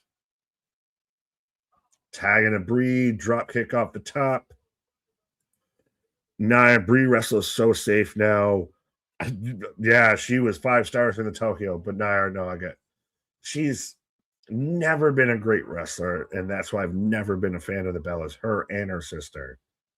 It's very Divas era wrestling of I know how to do drop kicks and clotheslines and fake punches, and that's about it. Like, this is her husband's move. This is her signature move of doing the yes kicks. And she's still like a Ricky fucking great trying to get him across there. No, that's an X Factor, but Bella Buster. Julia breaks up the pin. She lost her mojo. She never had it. Alan's just Blake Monroe. Hello, Kiana. Dale, what up? That's great. Yums. Fair. Oh, Code Breaker, no sell. Julia. Driver. 1. Paige breaks it up. Not even a 1 count. As Kiana was just sitting there, would have theoretically seen Paige coming in to make the save, but I digress. James laughing at KJ from the Great Beyond. Julia Loki. Oh, Oh, that got clunked. Oh, someone make sure Julia's okay. Small package. This is not how your tag champs should win over these people. Oh, super kick. Kiana's about to can win that. Oh, knees up on the moonsault as she intentionally went straight to the shins. But someone check on Julia to make sure she's okay. Because that whole slide out of the ring with Paige, she can plan it herself. Yeah, these people. Sorry, I was trying to say the tag team. Ah. Paige with a 1, 2, 3 after the rampage. I meant Kiana and Julia. I was trying to call the action and remember what I was trying to talk about all at the same time. She's fighting fair, but she very much tell me what I'm telling. Like, am I wrong in saying it looked like she can planted herself on her head? 2-0, 2-0. As I didn't exactly expect, Brie and Paige to lose the match, but Paige still looks really good. I'd love to see a singles Paige run. I just don't know if I need Bellas in my life. And is this going to still set up the ongoing tension between Kiana and Julia? Are they going to split up at some point? Meanwhile, there's a guy on stilts. Yep, stilts pitching on the bananas. What? See, I told you though. That's why it is very Barnum and Bailey is the Savannah Bananas. Yum yums for Kiana. Kyle. As I got Heyman talking last week. Sure, Preakness tomorrow. Thank God Paige is back. Good Lord. Well, and did anyone see the whole video package to where she very much found out that she was, cleared and was going to be coming back and all of that? She's still got time on the clock out here. So she's still about as old or as young, if depending on how you want to look at it, with part of this roster. So she's still got plenty of time if she can still go.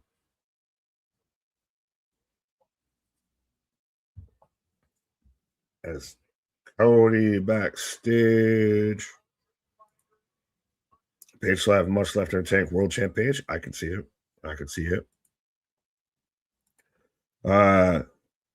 Mercer's Jessica. I hope I said that even halfway close. Hey guys, happy Friday. So what happened during contract signing? I vote for Gunther on the match. Fair. I very much think that Gunther wins. We get the end of the Cody reign. But if we're getting the official contract signing, does somebody go through a table? That feels like normally the MO. I very much feel like Gunther's got to get the best out of Cody for most of this feud. You have it to where Cody, even in the match, he's fighting from underneath, and you think he's going to get this big heroic comeback finally, and then just kata hajime. Hey, what do you say? Gunther's your new champ. And you make I want to see Cody have to climb back up the hill a little bit. That's best Cody is when he has to fight back. Speaking of fighting back, Nick. Right? Hi. What's up? What up? Well, I did notice what you have in the middle. I didn't know. I was waiting until if you wanted to show up to, say any things or any words or anything. Yeah, after the I will in a moment, but just quickly, the tag champs got a win, so that was all right. Match went okay. Right? Yeah. I still Brie Bella is still not a good wrestler. And I agree. Do you think that we're going to get a break off between Julia and Kiana at this point? Because they seem to very much like they're teasing that they're not on the same page. I think we're getting closer to that, have a little break off. But I also do keep in mind, I think part of the breakups because they're big on Kiana and what she's going to bring to the table. Which is what I'm worried, because that was a lot of what I was talking about is Julia should be could Julia be there with an EO Sky? Not what yet. Truly separates Julia from being like an EO spot? She's just new. She's newer. She's had the US title. I think she's fine. I know she's not really, kind of standing out kind of on the marquee yet, but I think give it time. I think there was a lot of But moving she was parts. there. She was there with Steph, and then I don't know what Yeah, but happened, and they just Steph took shifted. off. It was like Carmelo and Trick, where Trick took off, right? It wasn't that Julia changed pace, kind of. It was just Steph hammered down and brought it across the line. So I credit a lot of that to Steph more than Julia. Fair enough. Kyle, do you think they might run back Cody and Randy at SummerSlam and potentially Roman versus Seth? Roman versus Seth's WrestleMania, if anything. Yeah, I'm kind of with you on that. Cody, like I said, Randy could take out Cody in part of why Cody loses the belt, because then you can do Randy Cody non-title grudge match, leads to a cage or a Hell in a Cell or something. But yeah, I think there's potential there. Well, that kind of was almost what we could have had before, but then we had this, McAfee conundrum that threw itself in the wrench there. The McAfee thing didn't help, and you mentioned Kevin Nash. What I like about Kevin Nash is he's kind of unhinged, so he just says random He shit. gives no fucks. Yeah, like he has a phone conversation with Trips or somebody, and then takes that shit and just blows it out of his mouth. Well, Like, is he a way for Hunter to vocalize how he feels without it coming from Hunter? It's not a bad thing. Like, not a bad idea, man. I could 100% be like, Hunter on the phone. These fucking guys fucking up my main event again. Because they talk. Yeah. So maybe. Why not? I mean, Meltzer's been doing it for Tony for 6 years, 7 years. Yeah, and the fact that people still don't think that that's a fucking thing is atrocious. Oh, but Tiffany backstage. But yeah, I could very much see to where Kevin's out there talking about unions and Screen Actors Guilds and nothing in catering, and you can't. What? Keep look! We're talking about the breakup. Tiff's trying to do a promo or a little interview, and Julia and Kiana are at it. Yeah, that's all but done and dusted, I feel. Right. Oh, Chelsea! Looking debonair, by the way. Well, she just came from an award show straight to SmackDown. And also, she had a recent medical issue. I don't want to specify on what it was, but she's like fresh off the fucking ER table. Right. Doing Hollywood, doing SmackDown, ready to take that title back off Tiffany. Yeah. I think Chelsea's great. I'm pumped to see Chelsea. But you almost definitely see the tan line on the boob. Yeah, tan lines are a thing. So yeah, she's been enjoying some sunshine. Little sunburn. Not a lot of tan line, but some. Yeah. Eeny weeny skinny. Randy Orton. Oh shit. Here comes Cody Rhodes. Right. Adrenaline in my soul. I'm gonna go try and find my adrenaline, so I'll be right back. All right, Nick taking a pause for the cause. The Chomp is here. We'll be signing the contract. He has the contract in hand, so stay tuned for that, as that is now. So that's good news. I'm gonna take a second to let everyone out there know. As always, we shirt people, we merch people. Couple quick drops that came out today. We finally did get the hashtag pre-match shirts done. We got what am I saying? We got a bunch of different colors, styles, and sizes, hoodies, t-shirts. Go check that out. We also have We Are the Clips. We don't need no WWE clips. We're not going to whine. We're not going to complain. We are the clip. We are the excitement. So we have both those dropping. We got a couple more. Some of these are going to be summer exclusive, so make sure you get them while they're hot. Get them now while you can. And again, both styles, both shirts come in multiple different options, including tank top and unisex. Also, don't forget, we have our Nike brand apparel, so check that out as well. We got so much. What are we doing? Shirt out in the circulation. Pause for the cause out in the circulation. Get yours today. Where's Randy? Randy just taking some time. Remember, Randy was off TV for 6 months before he came back and got in the feud. So, as Cody throwing chairs, Cody's all fired up.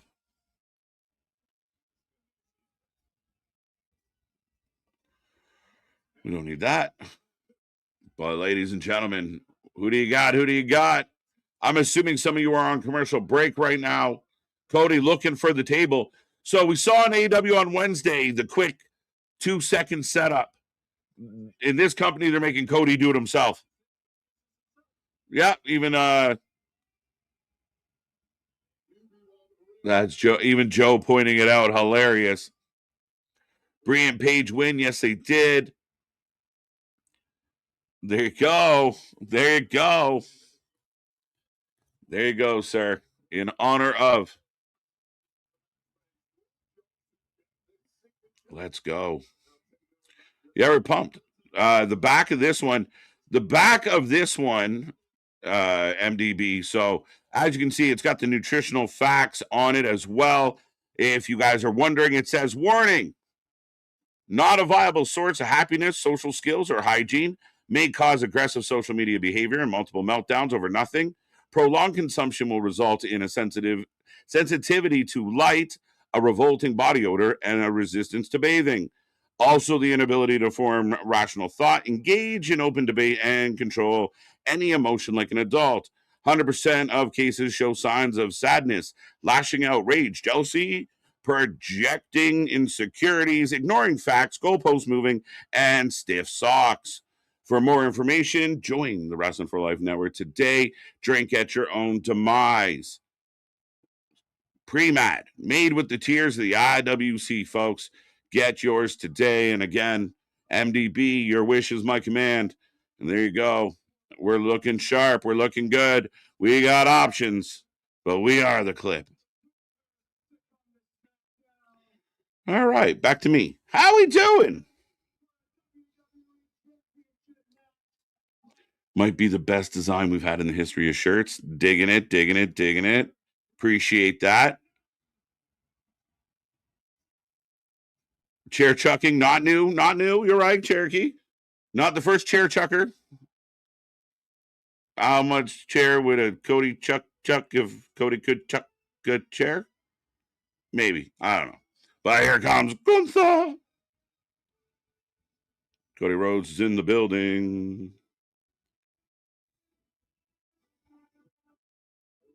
Randy not showing up. He's injured. Is he injured? I don't know if that's true, Roll Tide. But I mean, I have no reason to doubt you. I just haven't seen that reported. As Gunther's got a mic. Slim Jim couldn't pay for a contract signing setup. Apparently not. Apparently not. Steep pricing. Nobody. Cody grabbed the wrong chair. He's going to be in shit when he gets back there. I want to be the stage manager. I'll be your roadie.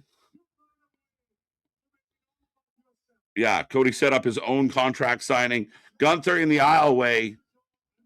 You still find yourself all about yourself. Yeah, so Gunther giving him shit. We shared people. Let's go. Gunther time. KJ Sammy Guevara versus Darby on Dynamite this Wednesday. Announced. JP, what are we doing? What are we doing? And I saw the social media tweets going around today. A picture with Darby, 4 title wins in 3 weeks. All this is to try and cover up the fact that, it was literally a transition champion. They only did it because of Seattle. So they give him like 5-6 wins. Then he drops it to MJF. These nothing matches for no reason. And it's not like he's coming out and getting a convincing win and it leads to a promo. He's fucking barely beating some of these guys. So I don't get it. I have no interest in Sammy going after the belt. Nobody does. I don't understand the decision making. Right on one channel right now, I have Cody and Gunther arguing over the title. And on the other one, I got Guevara and Darby going trick-or-treating. I don't know. It's a struggle. Optics, they matter. Rolling, giving it to Gunther, giving Hogan and Iron Sheik. Oh, shit. I see what you're saying. Yeah. Talking about Cody being the All-American boy. Interesting.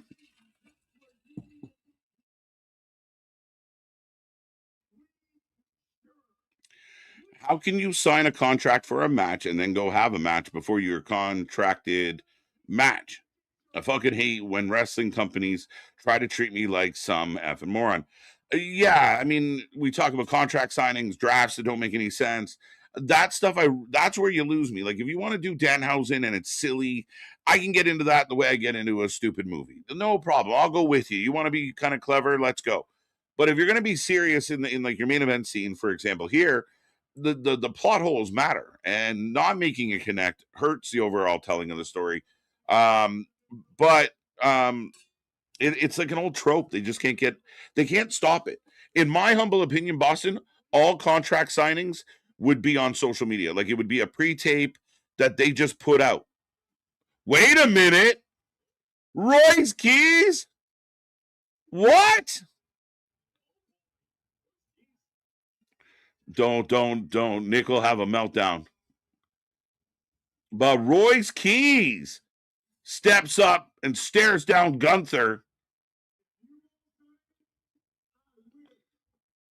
Royce says, if you won't sign it, I will.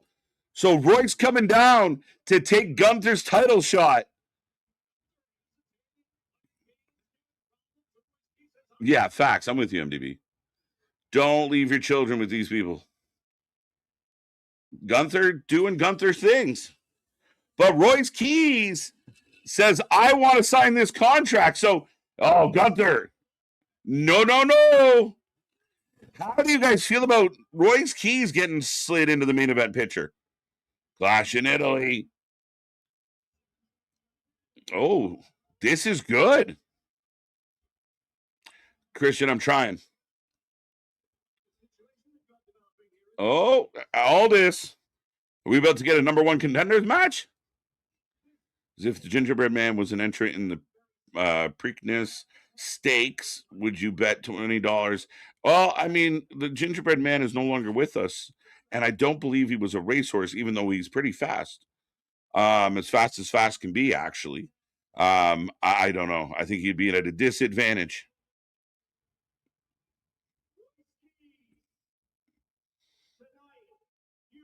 Yeah. Royce versus Gunther tonight? Tonight!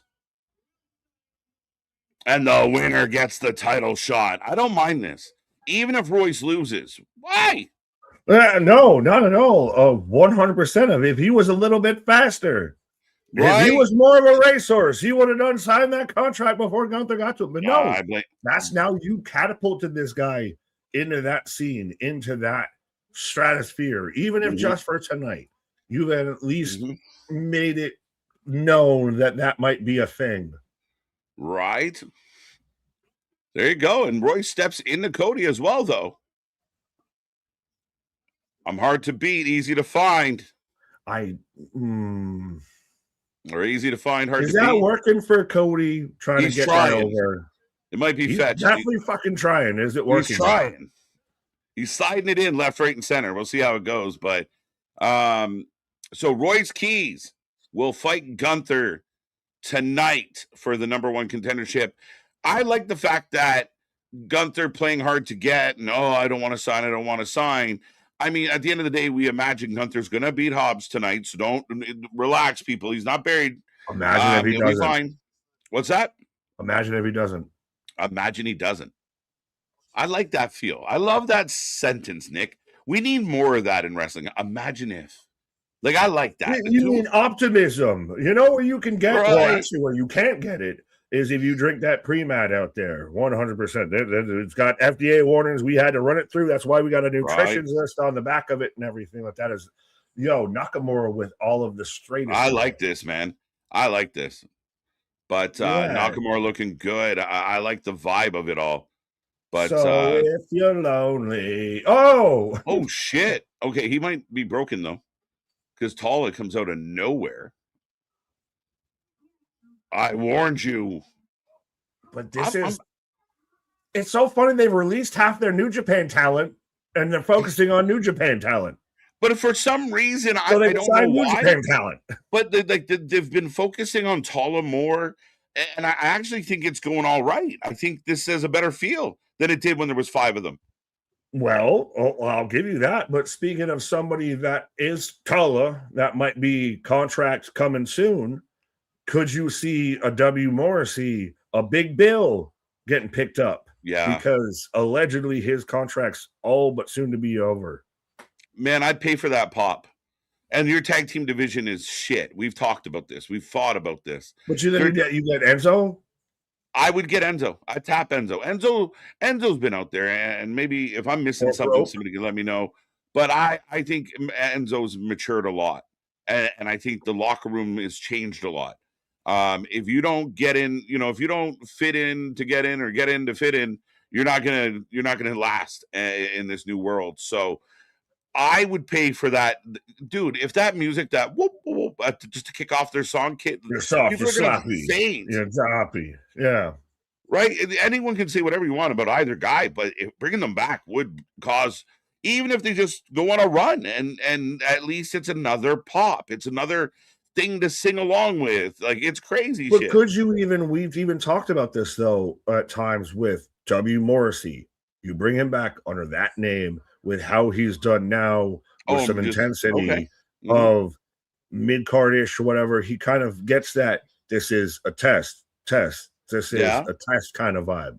I get you, and I think there's value. Like, we saw when Morrissey started getting over with the AEW audience, and Jericho shot that shit down quick. It did not go anywhere, right? And Morrissey and Keith have been absent.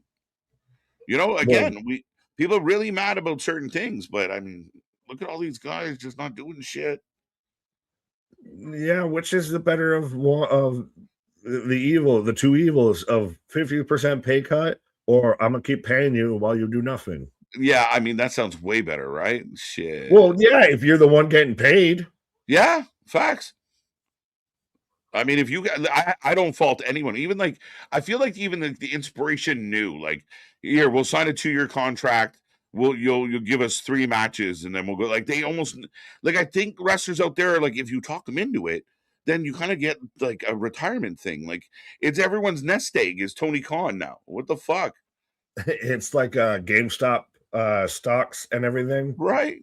Like, you invest before the bubble pops. Yeah, before you quit wrestling, just go scratch the Tony Khan scratch ticket over there, and you might be the lucky winner of a new contract. Like, it's crazy. And then we don't see them ever. And you have so much wrestling that may or may not be staying on TV, but I digress. Yeah, that's another conversation. But we are on a commercial break. Show rolls on, folks. We got lots coming your way. Like I said, we got more shows happening next week, all go home shows, so that we're looking forward to that. We did drop the new merch, the tagline from MDB and the brainchild of Mr. Nick. I think we all kind of very much had it. And I just finally was like, again, it's the drink that we need out there. If we're ever going to if we ever make our own company, it'll be, we're selling like supplements of like pre-med and everything. Let's go. Yeah, no, 100%. It's the top beverage out there when it comes to wrestling in the summer, right? Especially as we're going in the summer of all the wrestling out there. You want good. You need that pre-med out there. You need to keep that when you're scrolling through Twitters, when you're trying to.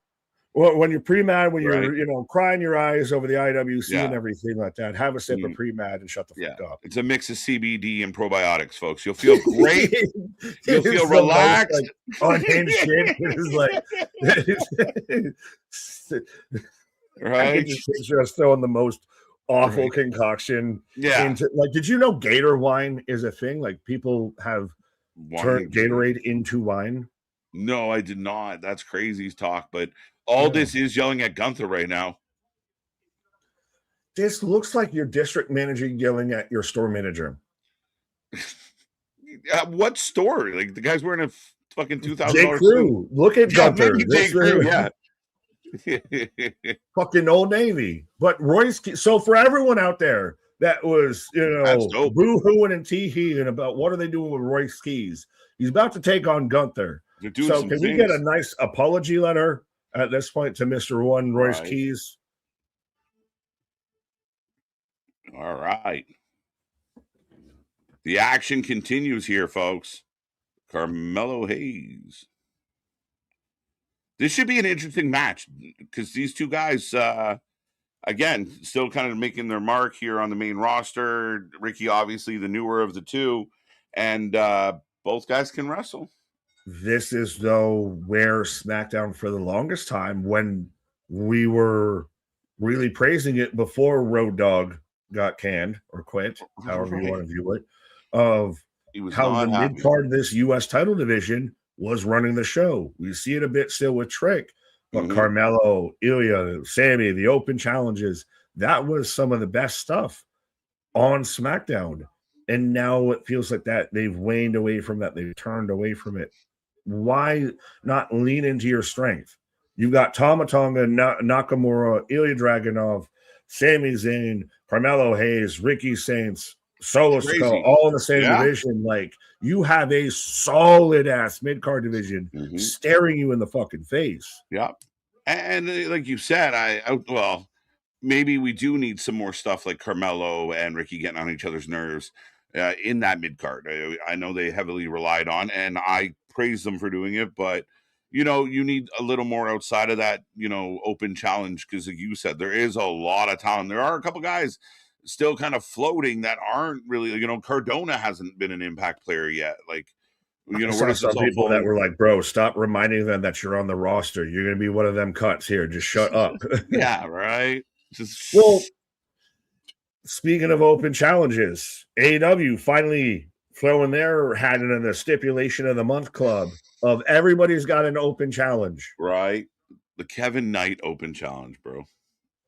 Is there 3? I think I broke it down last night. There was 3 open challenges just on, because you have Darby, you now have Kevin Knight, you have Willow. There's 3 open challenges just on Dynamite.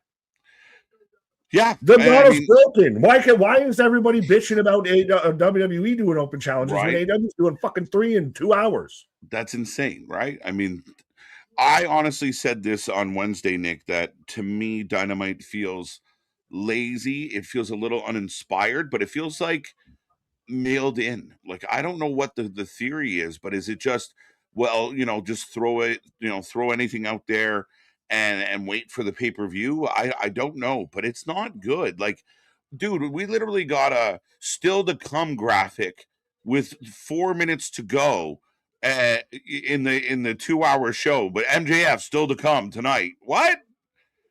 You purposely bringing them out? AEW very much seems like they're like waiting. You got summer homework before you show up to school next year and everything, and they're waiting until like August to try and do all of it when it's meant for you to be doing it the whole way through. But yeah, as an infamous procrastinator, I get what they're doing, but that's what it all feels like. It feels like day of. It feels like nobody really thought it through or walked it through, or how does this connect to that? Why is everybody everywhere? The Death Riders are in this thing with Ospreay, but they're mad at the Dogs, and they're also mad at the Rascals. And the Rascals are like, I get it. You want to create some level of that, competitive environment, but you also don't want to be so watered down and so convoluted that it just, the fans are showing up and cheering for big spots. And if there's no big spots, they're not cheering. It's crazy. It feels like there's no true direction. No. And that's the biggest noticeable thing. How did you feel about the MJF segment when he's walking in and everybody's bald? Made me laugh. I actually didn't hate that. I laughed. That was actually, that's very sports entertainment-y, by the way. Again, he's very shook on those ropes. But let's go. He's dancing, bro. Dancing. But it's funny how that's a very sports entertainment segment.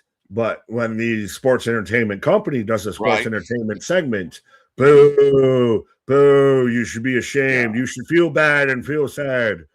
Like, that's a lot of pot, meat, kettle, and they don't realize who's the pot and who's the kettle. Right. As right now, Carmelo big boot, and he goes for the springboard leg drop. I love that move. Down goes Ricky to the outside, and Carmelo looking good to start this one. Decent little pop for Carmelo. Oh, absolutely. Iceman out now. Let's go. Spaz with the $5 that we had up for a minute. Okay, I'm caught up now. Have we talked about Mr. Ripley not having his return? Not on AW, but pulling a Rollins and an indie show. Is he Kenny? Also, Snake Steak. I don't know if I want to hashtag that, but like what? Right, you keep your snake steak to yourself, buddy. But I hate this. Osprey did it. Like when Osprey says, no, sorry, let me be specific. I hate that if someone's out on injury or you have an angle where you injured him and then they show up somewhere else completely fine, it bothers me. It does.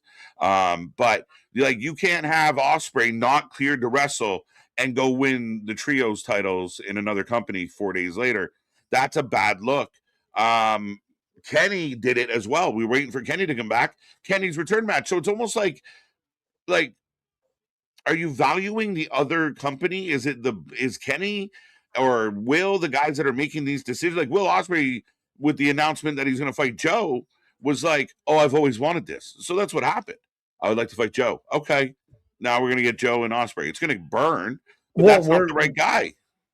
We can talk about the Owen and with this whole thing of I still even saw someone put a caveat on it that he's still technically that Buddy Murphy, by the way, for those who don't know, Buddy Murphy showed up at I didn't even mention him, my bad. WSW or something like that. There was an independent show to where you had like Dijak was there, Shotzi versus Ash by Elegance, but Buddy showed up after the fact. But I saw people saying that he's still not medically cleared. So that's why it was just kind of like he shows up, does a couple spots, and then that's it versus it being a match or anything. He's still not clear. I get very much what you're saying. Like the guy is the complete opposite of, it's just a flesh wound. He's like, it's only a sprain. He's been gone for 2 years. He's Jay White. He's been out there for 27 years. If it's one of those, if the check's going to keep rolling, do I want to show up and get booked to lose to Darby in 5 minutes flat? Fact. Or do I sit there and collect paychecks and stay at home with my hot wife? Right. Fact. That's a good case. That's a good case right away. Yeah. If I've got, which are you choosing? To go and hang out with Rhea Ripley or go and lose to Darby in 5 minutes? I think I'll hang out with Rhea Ripley. Being that Darby can't even do the sexy Rhea pin. Darby can't do much of anything, but yeah. 185 for the Pistons. Let's go. Can the Sabres just sieve? Listen, man, I mean, it's been good. I mean, I feel bad. There are a couple teams out there like Edmonton completely collapses again. Anaheim had such a good run, and then Mitch Marner is going to win the Conn Smythe. Like, fuck you. Well, actually, fun thing we haven't even fully talked about. Toronto gets rid of their coach, and Edmonton gets rid of their coach. How do you feel? Toronto's coach is a great guy, super defensive. I think they announced him moving on because he didn't jive well with Matthews, and Matthews right now is he LeBron James? Is Austin Matthews the LeBron James of hockey? He's kind of trying to be, but hockey historically doesn't really do well with those type of guys. Like, what is that? Connor McDavid though too. Connor's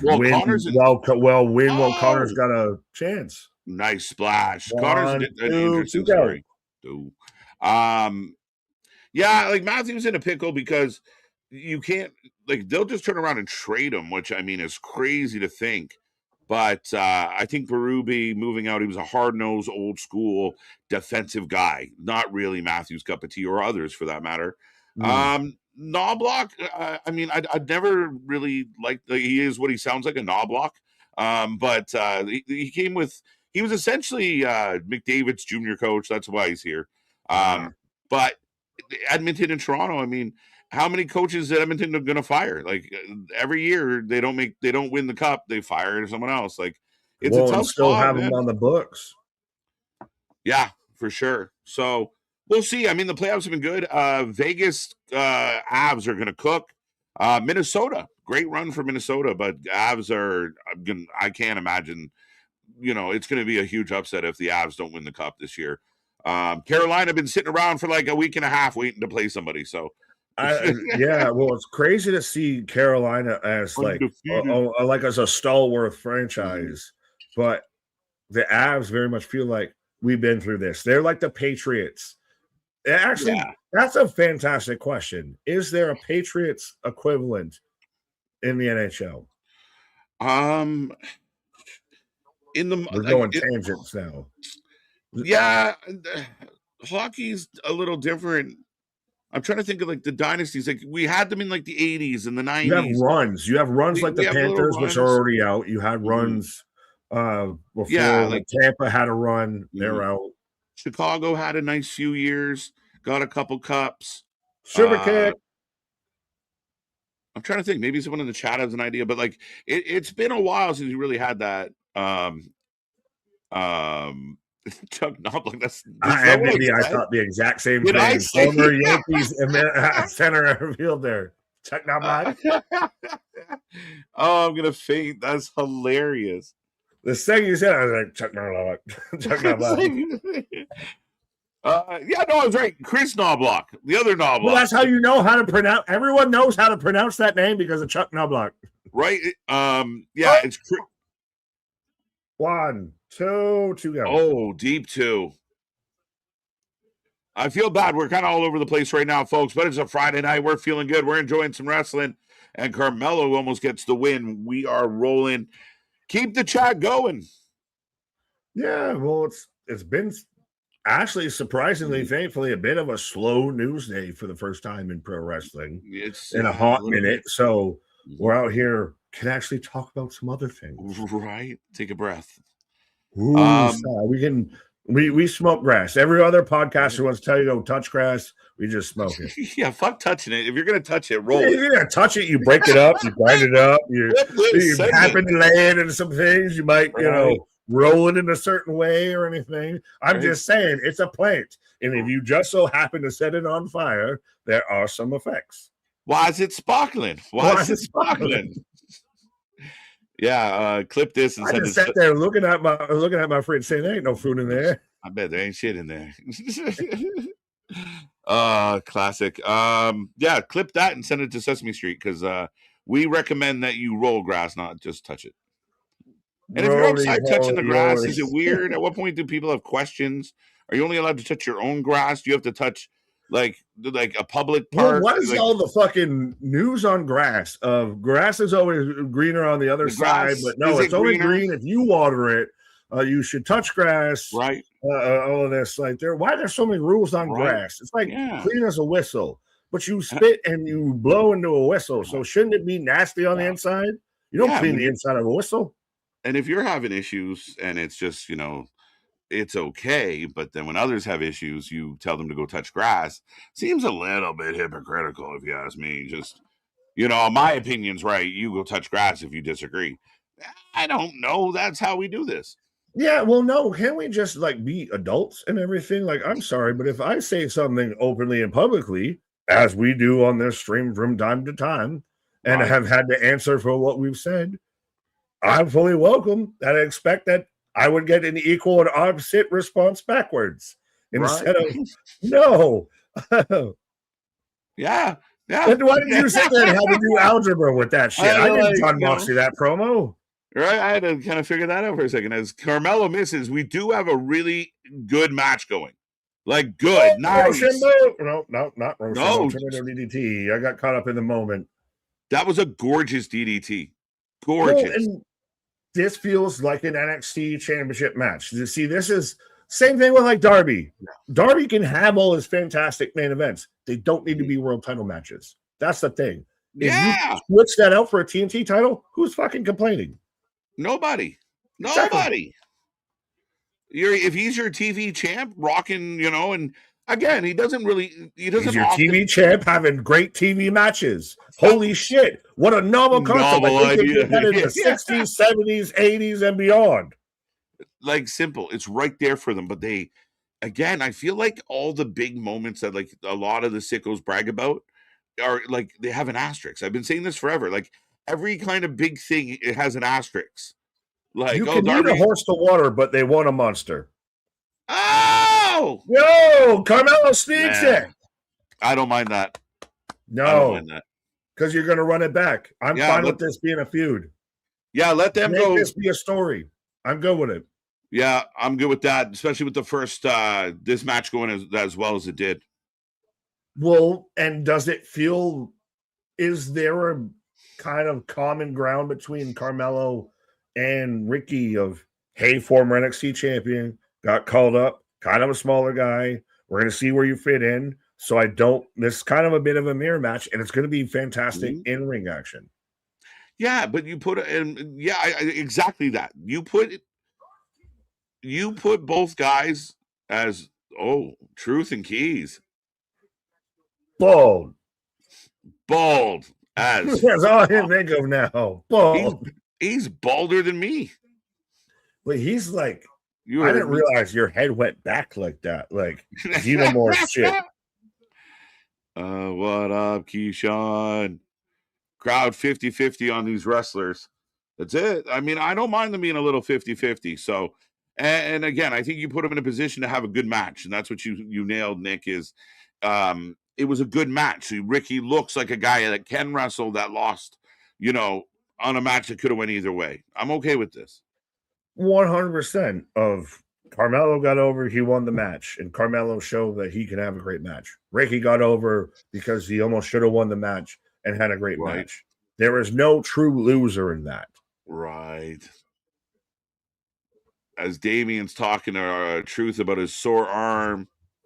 Well, speaking of sore arms, it's Smash out there with a $2 super chat saying 3 is a threesome, 2 is a twosome, and I'm very handsome. Right. It's official. Spaz is catfishing on behalf of my dad because my dad would make that joke. That's awesome. We've had your mom in the chat. Right. We're have a family event out here. Family gathering.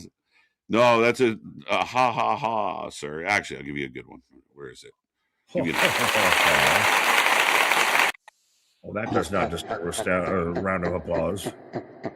The devil just laughed. Right. The devil just laughed. Priest versus Tama Tonga. So you did talk about this, which was once a tag match, is now a singles match. Tama, Damien. I like that they kept Tama, and I like that we might see more Tama. I want to know what's happening with Shinsuke and Tama and Tama. I am very intrigued with that.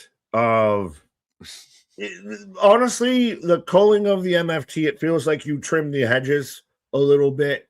I know I wanted Jeff Cobb to be something much more, but after a year, it wasn't going to work, dog. Did they lose it at the name, Nick? What? Did they lose it like the minute he walked through the curtain as Casey Mateo? It was a failure to launch. Okay. I'm not even going to argue. I just want to get your take.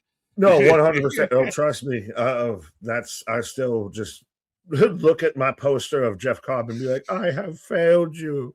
But Tongaloa, anyone really think, he's the only person to be in the WWE alumni section twice as Camacho and Tongaloa. It's like, man, I can't make this go here.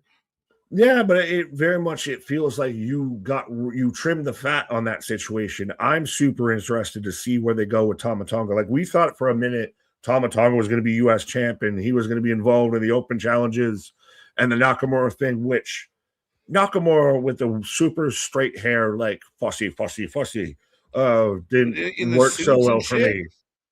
Him in the suits and shit, I'm digging. Like, but I'm fine with that, but don't have the Farrah Fawcett hairdo. Why not? He's fashionable. He's an artist. He's an artist. They have funny peacocking. You gotta let me fly. Oh shit! Where's it? Well, actually, I found out because of Saturday's main event.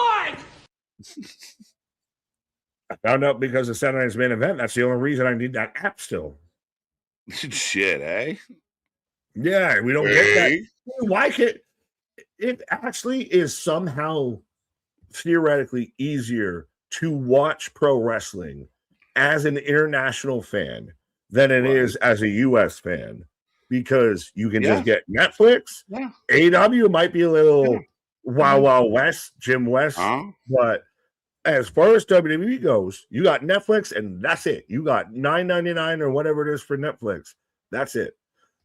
US, you gotta have this, you gotta have that, you gotta ad blockers, everything. Yeah, you guys got a rough deal because of licensing rights. And I guess at the time, and I don't blame them, not being 100% confident to take your whole product off TV. So, and take it away from that linear, that linear, what's the word I'm looking for here? Platform. Exposure? Platform, yeah. But ultimately, I'll get there. Ultimately, everyone's moving that direction. So I think you're going to see more of their stuff move that direction. I think at some point, but the Americans, we've been saying it for a long time, is the Americans kind of got the rough end of the deal, and US being so much of like the center focus of the wrestling heart and soul, it feels weird now. Like we're getting the shows before you guys are. They're going out to here. They're doing it there. It's really been interesting. Right, Jose. Newsflash, Nick. The world is larger than the U.S. Yes, I know. I think we very much have advocated for that. I'm just saying, as I live in the U.S., I feel like I'm getting shortchanged a little bit out here. Yeah. I'm getting pimp walked out here. Yeah, it's interesting. Like, the American fans, unless they're on social media, will miss out on like interviews that happen in the commercials. We'll have little moments. You would have never seen the New Day for a fucking year. Yeah. If you didn't have the commercial break, you didn't have the non-commercials in Netflix. Right. You're not wrong. So too funny, man. Like, we'll see. It's hard. Nick wish he could have that hairstyle. But how do you know? How do you know? Danhausen. Backlash.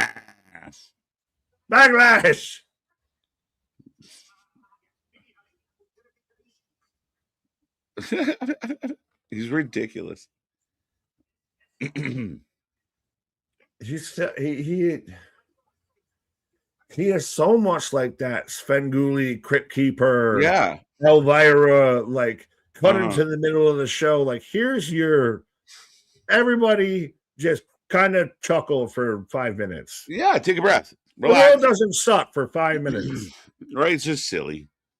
But he was on the phone. Oh, he's got a he's trying to build a clone. Right? He's still working on it. He's still trying to big cast. Big cast. JV said that in the Discord. Of that, could you get a big cast? Big housing. Big housing. That'd be jokes. People would be so mad. He left AEW to do this? Yes. Housing. Omashausen. Omashausen's good too. I like Omashausen. Omaha Steaks. Omashausen. Hashtag not sponsored. Husen. Yeah. Is it the German pronunciation or the U.S. one? Is it Hausen or Husen? How are we breaking this one down, folks? Very interesting. So yeah, Danhausen is still working on a clone of himself. I guess, he felt the mini clones weren't enough, and he's back in the lab. So now we got to find out who Danhausen is creating. I'm back to the lab again. Whoops, to go. Jokes. I saw that on the Discord, Nick. Also, everyone follow the Wrestling for Life Discord if you haven't. Which shout out of, we got all the metrics popping off out there. We got 600 some odd plus in the Discord. We just reached 10K on the YouTubes. We're ever so close. I think we're down now more to just people just stay and watch it on Twitch more than anything for us to reach partner on Twitch.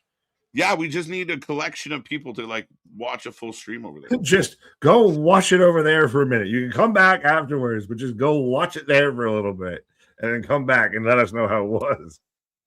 Test audience. We need a viewership. Right. Yeah. we're working on it. It's growing. We're 183 solid right now. Yeah, well, sorry, Appreciate it. I forgot how much Royce Keys was all up in the video, all up in the hype package. Last week, like he was out there confronting Jacob Fatu, out there versus Solo. That's what Like I'm saying. there for everybody though that was griping and bitching and pissing and moaning about, oh, they're not using Royce. They have a plan. Here's the fucking plan. Clip it. Hashtag strike that, reverse that. I don't know. But yeah. Here comes Tama. But yeah, no, I mean, patience. We gotta have some patience with some of the newer talent. I thought what they did with Hobbs was smart. And again, I think sometimes people out there act like if in this moment, if things don't go the exact way, like their career is over, we'll never see them again. They've died. Like it's okay. Like Royce is just getting out of the gates. Yeah, well, it was weird. Hey, you showed up at the Royal Rumble and then you kind of fucked off for a minute, but yeah. MDB took the fucking initiative out there. You said Twitch, I'm on the Twitch. Let's go. Poll is up. 83% of the chat taking Priest over Tama. 11% going nobody. So we'll see how this one goes. Christ, just wait until we start getting in the Twitch reacts and everything. They can just use whole sound bites of us and everything. That's jokes. He sucks. You suck. That's hilarious. Do we get a Kevin anytime soon?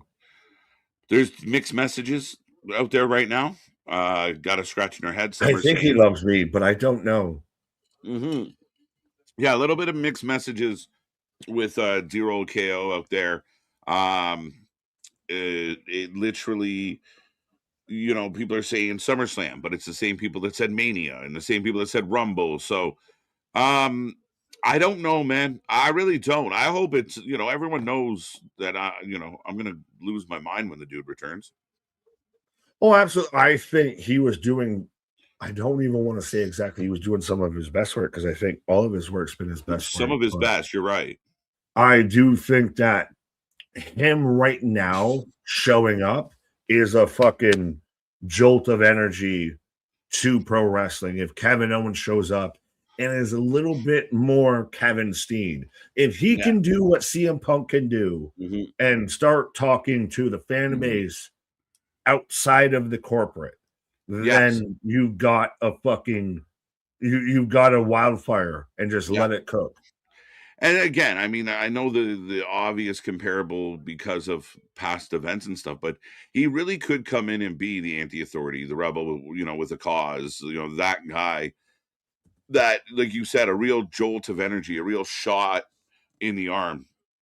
Well, and because he has that sense about it, I think, honestly, despite what some other people might think, I think he's a guy that, as much as people think Cody Rhodes or CM Punk could be in a backstage position post their wrestling career, I would love to see a Kevin Owens actually involved in some of that, like an AJ Styles.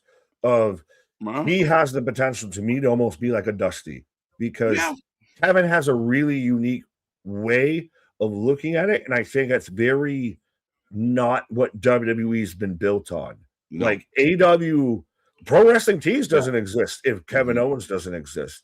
You could almost extrapolate it to the point that AW doesn't exist if Kevin Owens doesn't exist. I think that he's been one of those guys that was a forebear on the indies.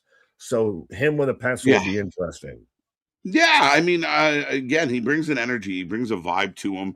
I remember in his early days, people talked, his promos, but it's just the French Canadian in him, but it makes his promos are amazing. What are we talking about? Yeah, and that's what made his promos amazing. That natural, that organic delivery, the ums and ahs that he. He feels much like we say. We end every stream since I've pretty much been on the channel. Our shit is real. Our shit is raw. Our shit is all authentic.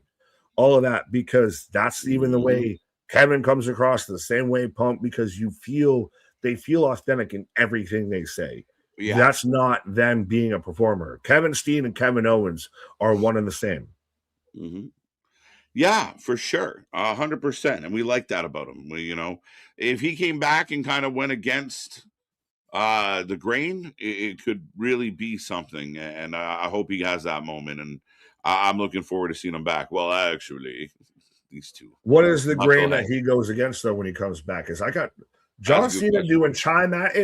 Who does more ads right now? Who's more of a sellout post-retirement? John Cena or Tom Brady? Clip this conversation because I want to know an actual answer out there because Tom Brady, for all his fucking avocado toast and shit, he's out there selling me Skittles and Mountain Dew and everything else. And John Cena's selling me Chime and DoorDash and Continental Classics. John's in a lot. You might get more Brady than I do because of where you are, but John's in a lot of ads. Yeah. But John's got the voiceover for it of like, like a rock. Oh, like a rock. Yeah, that's John Cena. As we come back to the action, Damien in control of Tama, going for the Razor's Edge. All right, Twitchers. I'm going to simmer down. We send everybody to Twitch. Let's go. Yeah, Twitch mania, run a wild. Do you inject Owens into Sammy's meltdown? Possibly.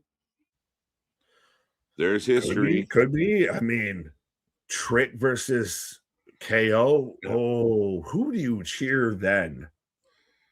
That's so hard. I think because if you have such a white hot baby face in Trick, Kevin would dog walk Trick on a mic, though. Kevin would dog walk Trick on a mic. I think so, but I think it would make it fun. Like I think Kevin would be really irritating to play keep away with the belt. Yeah, but it'd be interesting of like, and your friend, like that's when we would get an actual like little boat or tiny dinghy and everything actually referenced. I told you, I got it. He didn't, but Kevin talking to the little yachty, that's when you would get your tiny dinghy reference and everything. Right. Asshole. Why say fuck me for? I don't even know. I was I don't know who said it. I didn't go over to Twitch. I didn't think you guys were gonna go crazy over on Twitch. Like they let you loose on the bouncy castle. What the fuck? No, we let them go play. Let the children go play at the park. And 100% of we'll get partnership across both boards out there. Oh, clapping the ears. Yeah, let's go. Tornado head kick. Ooh, kind of a flatliner. Kevin Owens. Now, am I valid in my early take on Damian Priest of, hey, cool, you won the world title. You're always going to be here kind of guy? Maybe a little in the crowd. The crowd right now doesn't feel super, worked up for this tilt, which is going pretty good. But you want to hear some reaction, and you're not getting much for him right now. But does this feel like this is built? Like I don't. Outside of this is a cool match. Oh, what's the story? Smattering. Not much other than I think the Tongans want the title. That's the story. See, but now Boston mad at you. See, I didn't do nothing. Boston, you got to talk to this man. I said not. I sent you over there, and you were doing exactly what I said. This man got an issue with it. Right. We appreciate you, Boston. We appreciate you, sir. See money out there. Oh. No, sorry. See money. Happy trees. Happy trees. And then paint some that. We have Bob Ross as an emote. That's fucking great. You have to, bro. Let's go. Yeah. Oh, have you ever that's always a go-to, especially if you partake in the vitamins. You just throw on a random Bob Ross every now and then. Yeah. A couple of years ago, I was Bob Ross for Halloween just to pay homage. Fucking good times. Back when you had hair? Bob Ross. Well, it was a very. You could just do it. Just throw the fro on. Yeah, just throw the fro up. But no, I was a very bearded Bob Ross, but I had to go buy an afro, which, dude, swamp. Just sweatiest thing. My head was fucking itchy. I hated my life. It's funny when you have a beard like this. It's part of the cosplay now of like, Right. well, I'm just bearded Danhausen. Well, I'm every Halloween and shit, it's like, okay, what costume can I be? What can I who be has a come up with? beard that Yeah, I can be? that I don't have to shave. Oh no, that's Right? I'm no, that's not a thing. We don't talk No about that. jokes. That's the Oh, elephant back and graveyard out forth. there. Oh, Oh, Tama holding on. Oh, grabbed by the throat though, goozled. KJ hates hair follicles. Let's go. well, I when you've just been so long without them, right. I you just miss haven't how made you it don't to remember how they feel. right. I just haven't made it to Turkey yet. Oh, well, I'll leave you with this because I can't discuss this with keeping sane. Do we actually get a bald MJF? Have we been wrong about all of this? And Darby and Kevin Knight are the guys that they're the pillars. And we've been wrong, and MJF's gonna be bald. But I'll be back. Listen, the MJF losing and becoming bald, I think is. Oh, wait a minute, Tala's back.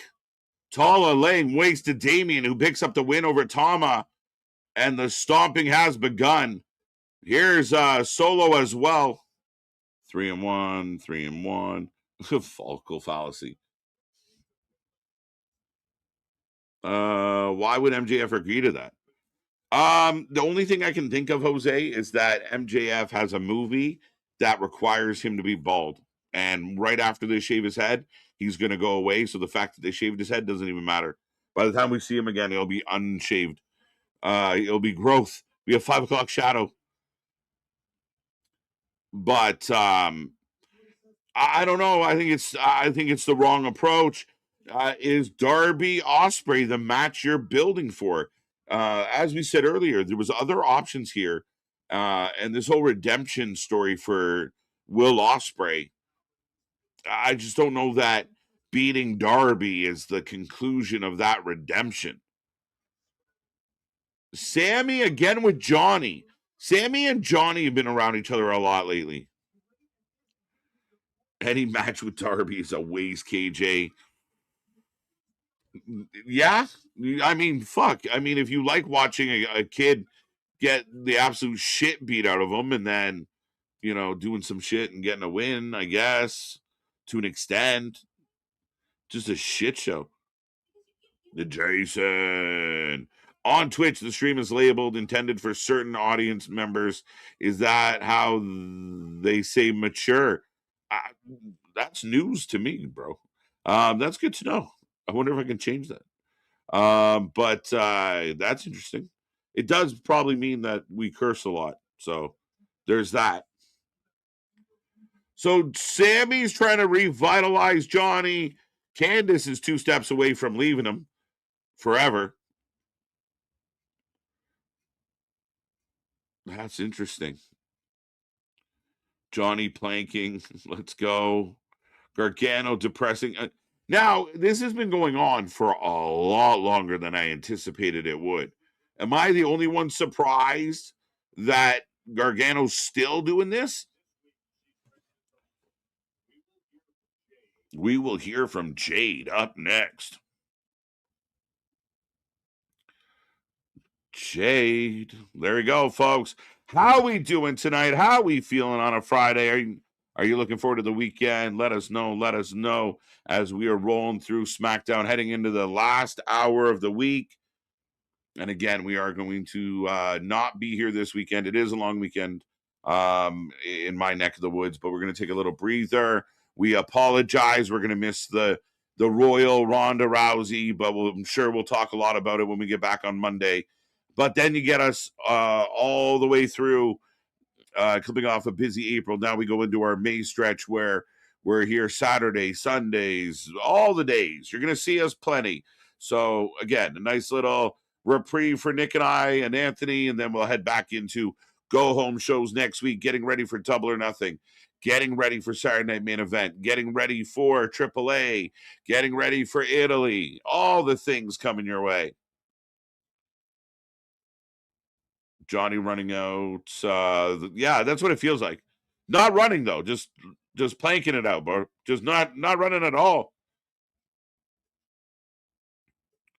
Shocked. I didn't care about Jade. Why not?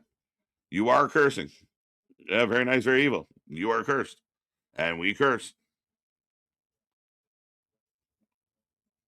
Darby Allin is worse than Sami Zayn and John Moxley combined. I'll give you that. I'm so happy the comment with that direction. I thought you were going to say he was better than Sammy. I was going to be like, oh, what are we doing here? Boom, boom. Main roster called up from NXT or Raw or SmackDown. Alan, we're not sure yet. Lots of people moving in lots of different directions. Dazed and confused for so long. Right on. Matt Taven back in Ring of Honor. I don't know if I'm supposed to care about that. Like, I like Taven, but why is he in Ring of Honor? And is Bennett gone? I'm assuming Bennett's gone at this point. Yeah, I'm just really confused.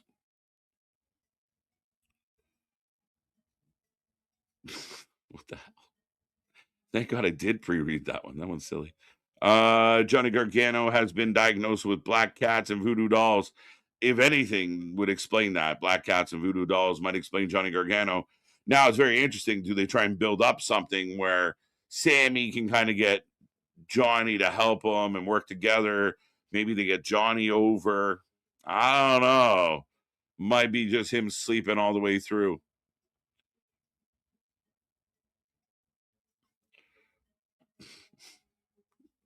It was you guys are killing me. Taven and Bennett bus. Remember, they made a big deal about them signing on, and that's my concern with anybody. Everybody right now buzzing about the New Day going to AEW, but what if they're just the Kingdom? What if they're the grizzled young vets? What if they're, the Rascals? What if they're any one of these teams that have gone over and done nothing? Bust on the brain. Bust the boss. Pizza Hut ad. I'm on just Nakamura. I'm just on a screensaver.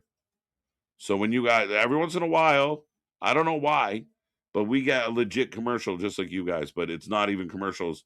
It's just a screensaver. I can't lie. WWE will be right back. Music is such a bop. I find myself moving my shoulders. Better than nothing. Better than nothing, for sure. It'd be a lot cooler if you did. Facts.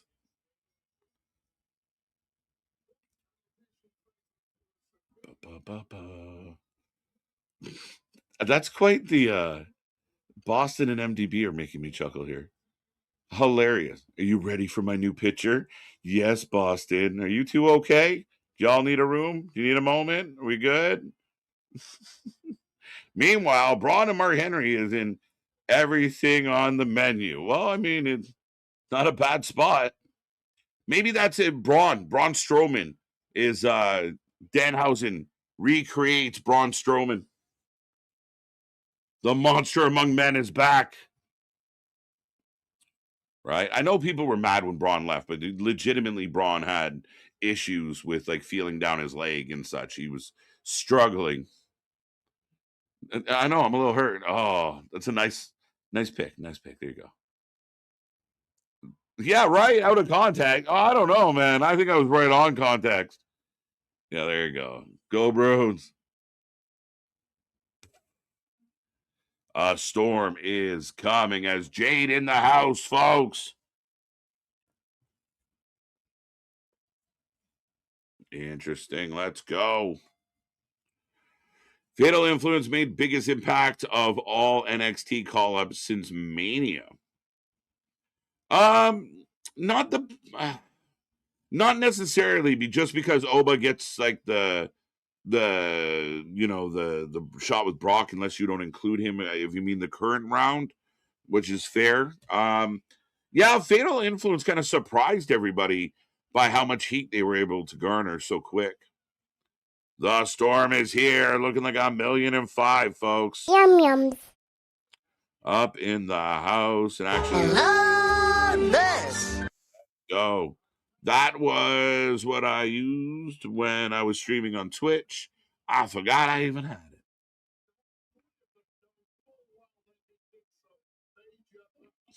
There you go. Fan yourself. My lord, what is happening? I got the vapors. Yum Yum's match, yes. Now, I think Jade's going to cut a promo first, then we're going to get the tag match. I could be wrong, though. But I imagine we're going to get Charlotte Flair and Alexa taking on your mama. Did she just say your mama randomly to the fans?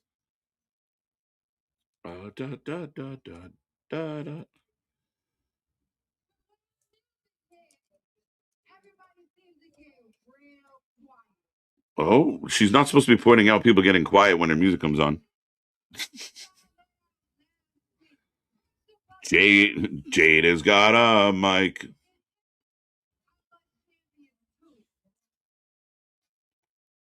Yeah, well placed, your mama. Ooh wee. Speaking of ooh wee. Say ooh wee. But no, very much it reminded me instantly of Swerve Strickland. Remember when there was another content creator that, do with it what you will, that Swerve's pretty much specifically wanted him of saying your mama, and everyone, oh, Swerve just dropped the greatest bar of 2026. Right. But now you've got him out there, cryptic texts and everything, which he was very much more work with all of that. Because they tied it in the Bandito afterwards, and so they did all the Bandito stuff so we can have that in the Owen. They did that backwards for the record. You don't do the vignettes where he's searching for the guy and then announce they have a match. Like, well, who gave him a sneak peek at the bracket? Like, what do you mean? They had me doing off-screen, off-site video packages because they didn't want me on set. Yeah. Like, what? Yeah, Swerve's Magic 8-Ball booking fucking vignettes for him. The Swerve thing's interesting, and I agreed with you. I felt very worky at first. Then I saw this match kind of fold out, and I was like, no, I don't get why. Like, if he was going to just show up and, like, take someone out and be... But they booked him in the tournament, so I was like, oh. Yeah, but he did a whole follow-up on that specific tweet, which is weird. Just let that soak. Pause. Like, let that linger.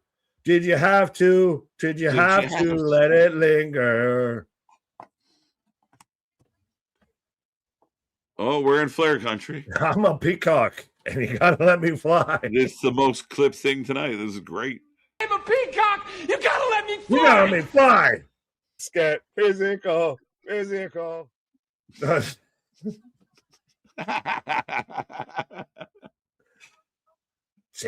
soaking pause. $1,000,000, but those, all of them, all in the same outfits and attire. This looks like Team Rocket blasting off again. It kind of does, actually. This is floating over like a lead balloon. Yeah, but because you should have just done Jade versus Charlotte. They've been building this for fucking 2 years. They've been staring at each other. That is one thing that pro wrestling loves more than open challenges, more than tournaments, more than gauntlets, is just have wrestlers stare at each other and tease something that we're never going to pay the fuck off. Steve. Nick feels like Steve. Oh, shit. I am Steve for the evening. I don't even know why I said Steve. Steven Flo. I don't even know what the fuck I was going to say. I'm Scuba Steve. Scuba Steve out Steve here. is taking over in its own life. Sorry. But no, with how I was mentioning of how they just tease of like Lash and Rhea. We just saw that on Monday. They stare each other down. I can't wait for Triple H to not book that. Yeah, they tease the fuck out of everything and then never pay off. Sorry, never extend a long stare towards Nick. Them are fighting words. It is on. Like, you look too long. It's going down. You give me too much of an open doorway, I'm gonna run through that bitch. Right, son of a bitch. 67% of the chat taking Charlexa. Yeah, see? Stephen Flo. Alexa, play Even Flow. No, there's actually a wrestler, JCW. Shout out Russo's garbage ass booking. Stephen Flo is wild.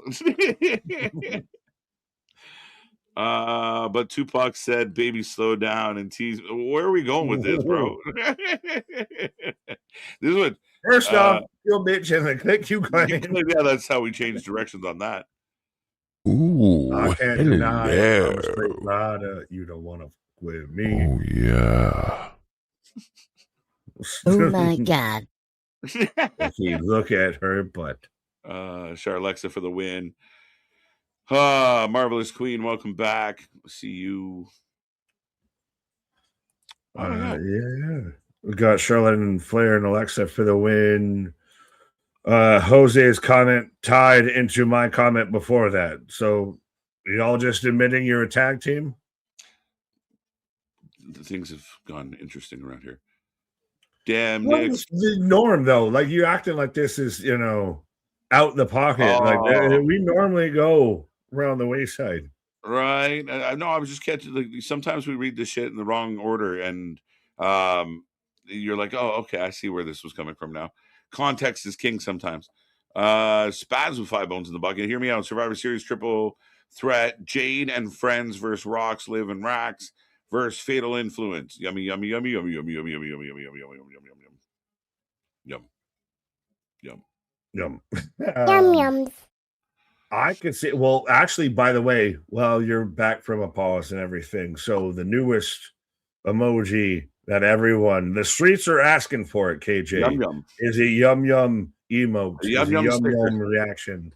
Let's go. But I could see you get not exactly like a 5-on-5 traditional Survivor Series, but you get kind of like 3-on-3-on-3 vibe. I don't know. Just do here, but just add in a couple people and call it War games. Games. Put them together. Call it War Games. No, we're good to go. No. You can do War Games to where you have multiple teams. You've done that before, where you had like 3 or 4 teams in a War Games. It's more WCW, but you've done it. Yeah, you can do it. I kind of don't want them to do it. I don't think an extra 5 people running around is a good idea. Yeah, but it's the same people. Just who are you going to split to certain teams? So yeah. So out of those crop, like you have Judgment Day, you have Fatal Influence. What's your 5-woman team out of that? Because that's your heels. What's your 5-woman team out of that? Is that not just 5 right there? Who am I? Oh, that's 6. Yeah, BFAB can watch. She wasn't even in the equation, but sure. She wasn't in the equation, was she? No. I didn't even mention Jade and the baddies because that would have been 9. Now you're at 9. I don't 9. Yeah. What? Who? Spreckensy. If you would have had Fatal Influence and the Judgment Day, so you would have had Liv, Raquel, Roxanne, and Fatal Influence of Lainey, Fallon, and JC. So right there, 6. And then you mentioned Jade and the baddies, so then you're up to 9. So what's your 5-woman team out of that? No. Yeah, I think I didn't mention Jade and the baddies in that at all. I mean, I think he did. Yes, you did. You mentioned BFAB. Yeah, I guess I did. Charlotte and Alexa on the other side with the good guys, that's fine. But I mean, you could do 2 War Games based on that. There's Blake. Didn't even talk about Blake. Yeah, well, we haven't talked about her because she hasn't shown the fuck up.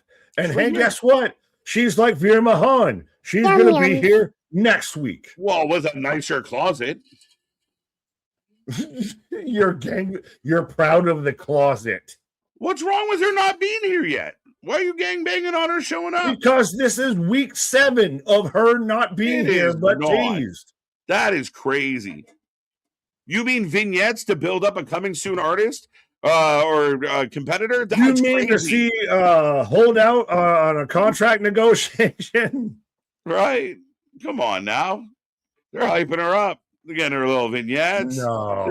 What? Interest is waning. Interest is waning. From who? You? Me. You're nuts. She literally. I know. Thank you for noticing. She literally got called up. What? 3 weeks ago now? Hasn't been a long stretch. She's a minimum a month. She's like post WrestleMania. She was one of them. How far away from WrestleMania? We just got Backlash, but nonetheless, they're like, I don't understand. Like, they're like, here's this important lady coming soon. We don't even have a date yet. You can't have everything you want now fit into one show, Nick. There's too many things. You mean I can't expect it to be good? What? It's good. They're building the lady up. But give me a date when she's going to show up. I don't need to know constantly when the movie's going to show up sometime in 2026. I want it now. Why would you need to know? No, I don't even say I want it now. I want to know when it's going to happen. How about that? Can I at least know when it's going to happen? No. You'll find out when we find out. You'll fucking know when I tell you. Like, I don't know. Right? You get what you fucking deserve. You're building her up. I don't know what to tell you. You act like it's been 2 years. Like, if something's not hot in 2 weeks, like, is that not a detriment that you can't tell me what to feel on it? You don't even have a case. Your case is just won't keep waiting. No patience. You just want superstars like Vici, same argument. Dark Stage. No, I just want them to tell me when something's going to happen. They should tell you when it's going to happen.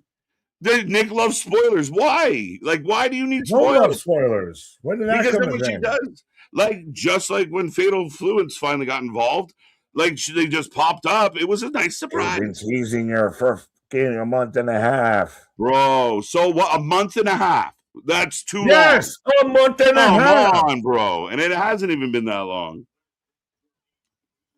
Like, she can't have a match. She can't be involved in none of this. They all can have matches, but then you bring them onto the roster and they fizzle out, and wrestling fans like you go, are you bored with her now? Look, Julia can't even do anything. Because we haven't even seen her. Look, Julia, like, same thing. Like, the minute they're not, like, right to the top, you give up on them. So we got to, let people get on board and develop.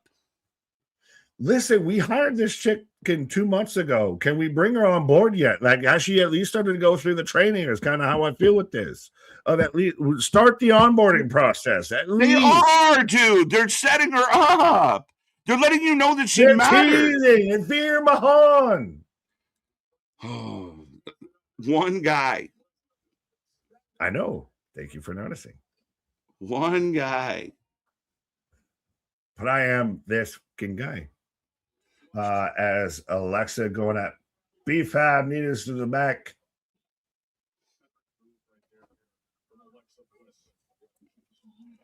Now, in this match, is B-Fab the one who gets the pin? Because it's normally Alexa if the babyface loses. It could be B-Fab. I don't think it matters. Not an emphasis, but I feel like she's kind of lowest on the totem pole. Yeah. Nick is pre-mat again. Well, hey, guess what? It's almost like we got a shirt out there that you can buy right now. If you want to cure my pre-mad, you can buy the pre-mad shirt out there. You can let me know how much Cheeto dust and everything I'm full of and all of that. We even got nutritional facts. We had to clear it through certain governments. They had to require certain things that needed to be on there, but we've got all the ingredients and everything up there as 100% absolutely. See, you even got nutritional facts out there with the pre-mads. Back and everybody went away. Hey. There we go. KJ took a pause. He's sick of my shit. He ran away. Nick is anti-waiting. Am I anti-waiting, or do I just want some consistency or some goddamn logic out here? Like, how long do we wait? That's the thing. As I'm in commercial break right now. But how long do we wait? Because we've teased Blake Monroe at least, at minimum, for the last 3 weeks. Can't move that any bit forward. Just it. But Roll Tide Team Wrestling for Life. What up? What up? Don't try to cover up your with an ass read. No, I 100%. I'll do whatever I want to do. Nick, address my comment. I know you see it. What comment? See, that's the thing. You can't just say, oh, Nick, you just got done earlier saying, see, everyone who was complaining about Keys, look at him now. But now you're complaining about Blake not being on TV yet. Please explain the difference. Fair. Okay. Blake's been given the opportunity, very much has been at the forefront. She's been pushed in multiple avenues. Remember when she had that whole thing with Jordan Grace that didn't work out well? Of Blake Monroe has been at a forefront. I honestly didn't expect her to get called up to begin with. I still think she needed some more growth, if I can say that, in NXT. Royce being involved with this, you are showing that a guy of that size and that stature, hey, he works, and hey, he kicked it here, and even if he lands here, it's still fine. Like, honestly, if Blake would have shown, if they even just gave me a date of when Blake was going to show the fuck up, I would have been fine with it a bit more. Instead of coming soon.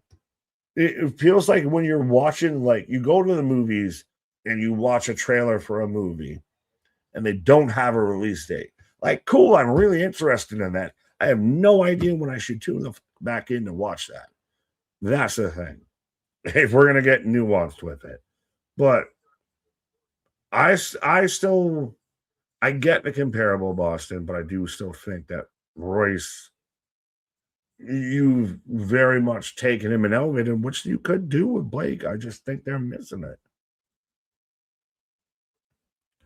3 weeks. Words, I can say them.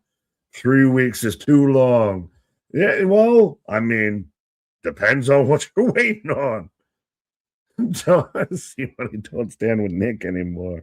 I've lost my base. Nick is go to tonight. Oh my god, my stomach hurts. Well, there you go, Heaven. At least see, I lost my base and found my base. I don't know. Trust me, I don't know if I'm going to. I think I might be more Baba Black Sheep. But we're back in action as Mission misses. Mission in action. Back elbow from Alexa. I made a meme in the Discord. Fair enough. MDB popping on. Nick said, Boston, you can't make me address your comment. Oh, let me. Yeah, well, sometimes, you know, you bend the knee. I am a humble king. Pause. Yeah, no. You already give me enough grief about not clicking on comments and everything on Thursday. Let's not carry this over here. I do my best, okay? I'm trying my best. Words are hard, bother. Why? 3 weeks got me howling. Why? Because I can't pronounce words? Thank you. I'm glad my mispronunciation helped you out. I think I'm getting a 6-pack from. Well, see, now that's why you need that pre-mat. That's part of the whole package out there. You get the pre-mat first, and then that helps you, your anger and your hate and your fucking fuel and everything will just help you, you know, you get the better body, and then you got to go back to it and everything. We got a whole philosophy and everything with that going on. But yeah, it's, you know, I'm like Ben Stiller out here with the turbo system and everything. But yeah. He said, brother, what? So now we're just going to gangbang on me mispronouncing words. If that's a thing, that's fucking every night. But I mean, if it got y'all going, go for it. Nick's on an unlucky streak. I've been on an unlucky streak. I won big with Pat McAfee, and I've been gambling with house money ever since then. As old Jade causes a distraction. Yo.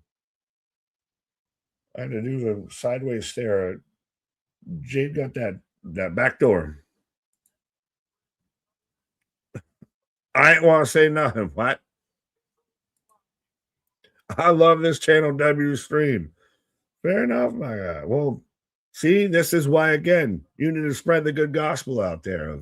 I know we've been bouncing around with them numbers, but often imitated, never replicated, never duplicated. We do what we do because other people can't do what we do. Even if they want to show up on other platforms and, hot dog and grandstand and, panhandle and all that. Boss and I will, Nick, I will say this. Your ability to stand in the heat is unmatched. You're on the round. Cue the Kane theme. Maybe I'll go with that. I was born in the fire. Oh, Mission very much clearly missed an elbow. I don't know if that was supposed to be that she missed it or she sold it, but yeah. No, if you can stand in the fire. That's the funniest thing on a complete side tangent, and shout out everybody, as I know we're having all the fun and can go on all the tangents at this point. But honest to God, the best advice when it comes to dealing with wrestling people in social media or anything like that, Twitter, anything like that, is don't buy into their Twisted Bliss, Sister Abigail. Jade pulls Alexa off. Distraction, DQ right there as Jade throwing the forearm. Those heels are not helping Jade in any of this. She's very stilt walking. But don't engage in the rage, if that makes any better sense, of just let them have their let them be mad when you come back and you're not as emotionally invested and more. All right, so we're going to talk about what we're talking about, or what? You just need to insult me? Okay. When you don't buy into them being upset, they don't know how to handle it, and it shuts the whole fucking system down a little bit. But, again, Christ almighty. Nick got Myles Garrett shooting up a gap straight for him, and he digs them heels. Shout out Josh Allen, 100%. That's my quarterback. As a Fatal Influence backstage, which, hey, in the world of wrestling news and wrestling news sites, as budget cuts and releases are happening on them too, but water is wet, and Fatal Influence is getting a push based on their reaction from their call up. That's how it seems. Of obvious report obvious, but hey, lady got a fast track, but Fatal Influence out here on SmackDown. Honestly, yums. Jane as a women's world champion, at least a U.S. champion. Eh? What do you say? JC takes on, Tiffany Stratton.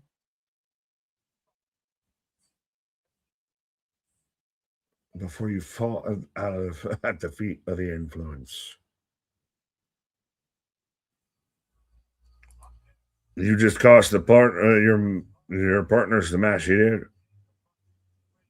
Yeah, but I don't think that Jade wasn't really involved in the win-loss record. She was more involved it's not about making money. It's about sending a message. As we go to commercial, so coming out of this, we're going to address what's next for Jacob Fatu. Is he suspended? Are we going to save this for Clash and they run it back? I wish they could have held this story off till SummerSlam, but if we're already here, you got a payoff at Clash in Italy. That's your which main events? Gunther and Cody or Jacob Roman? Jade 4-1 DQ 4-1 stupid ending. Nick is setting this main event still on Peacock. Yeah, yes it is. Oh, trust me. Yeah, I had to verify that because I thought they would have been moving away from that, and now that's the only reason I got to have that app. I very much could see to where that moves to a YouTube. Are we going to see what is the wrestling programming model going to look like in the next couple of years? It does everything in WWE move under the Netflix umbrella. What is the case with Tony and TV deals? We've got NWA allegedly beating out TNA on Pluto, Cosmo, Wanda on a cable package or some streaming platform that I've never heard of. So where are we going to see where are we going to see pro wrestling in the next 5 years is a valid ass question. Nick stays in the pocket. Yeah, well, I'm not a mobile quarterback. I got to stay in the pocket. I either stay in the pocket and I can step up and get hit, or, I drop a dime, 369. MTB, I stand with Nick, but he wrong, though. That's too long to put on a shirt, but I appreciate it. That's too long to put on a shirt, but I appreciate it. He takes out a sandwich, sets up a chair, and stays a while. I mean, I'm telling you, we stand on business.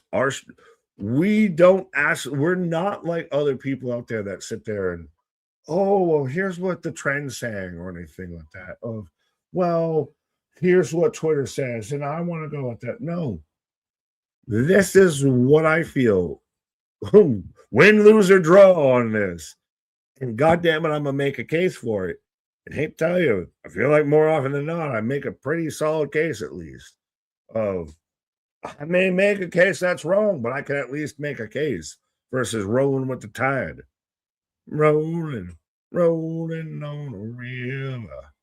As I am still in commercial break right now, as we are in the last half hour. Surprisingly, I don't know if it's just me and KJ have, been away for all of 2 days or whatnot, but this SmackDown's actually moved at a decent clip of we're into the last half hour out here. But how are you feeling? Is this doing it for you? Is SmackDown really making its claim back again as being even, dare I say, on par with Raw? Because SmackDown at one point was running the ship, and then everything cool on SmackDown went to Raw. And now I don't know where SmackDown lays. Pause. Here not by choice. What? Flair versus Jay dream match. It's almost again like they've been fucking teasing it for a year. But Lady Reed. Nick, would you ever buy a Danhausen computer from CompUSA? That feels like it would be all the way cursed on just it's a Danhausen computer, so it has to be cursed. And then B, I don't know what CompUSA is, but I feel like it'd be very bigly. So I don't know if that's exactly where I'd invest my money. As Charlotte and Alexa talking backstage. Are they gonna split? Are they on the outs? On the outskirts? They teased this a time or two of being almost on the outskirts and then pulled it back together. Always holding it together. Right. Speaking of always potentially on the outs, but always back together. I don't know. Potentially on the outs? No. I don't know. Who's top? Who's bottom? I don't know. Wow. I have a guess. Who's pitcher? Who's catcher? Swing, batter, swing. The catcher's got to throw it back, bro. High and inside, bitch. Aha, stinky cheese. Whoa, now. I picture you more of just. That's what it would sound like, too. Song. That's what it would sound like, too. No! I don't think so. Yeah. Every time. That always sounds like Tony. That's how Tony sounds. Tony saying to something to like Darby of like, I want to jump from the top of the building. I don't think so. I don't think so. We're getting a replay of all the Roman Jacob stuff now.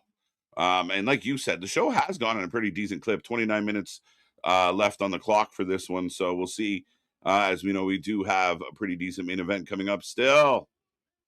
Yeah, but since you kept mentioning the fucking standing 10 count and everything, now I get this of Nick may look like Rocky after the fight, but he keeps swinging. I'm sorry. I thought this was America.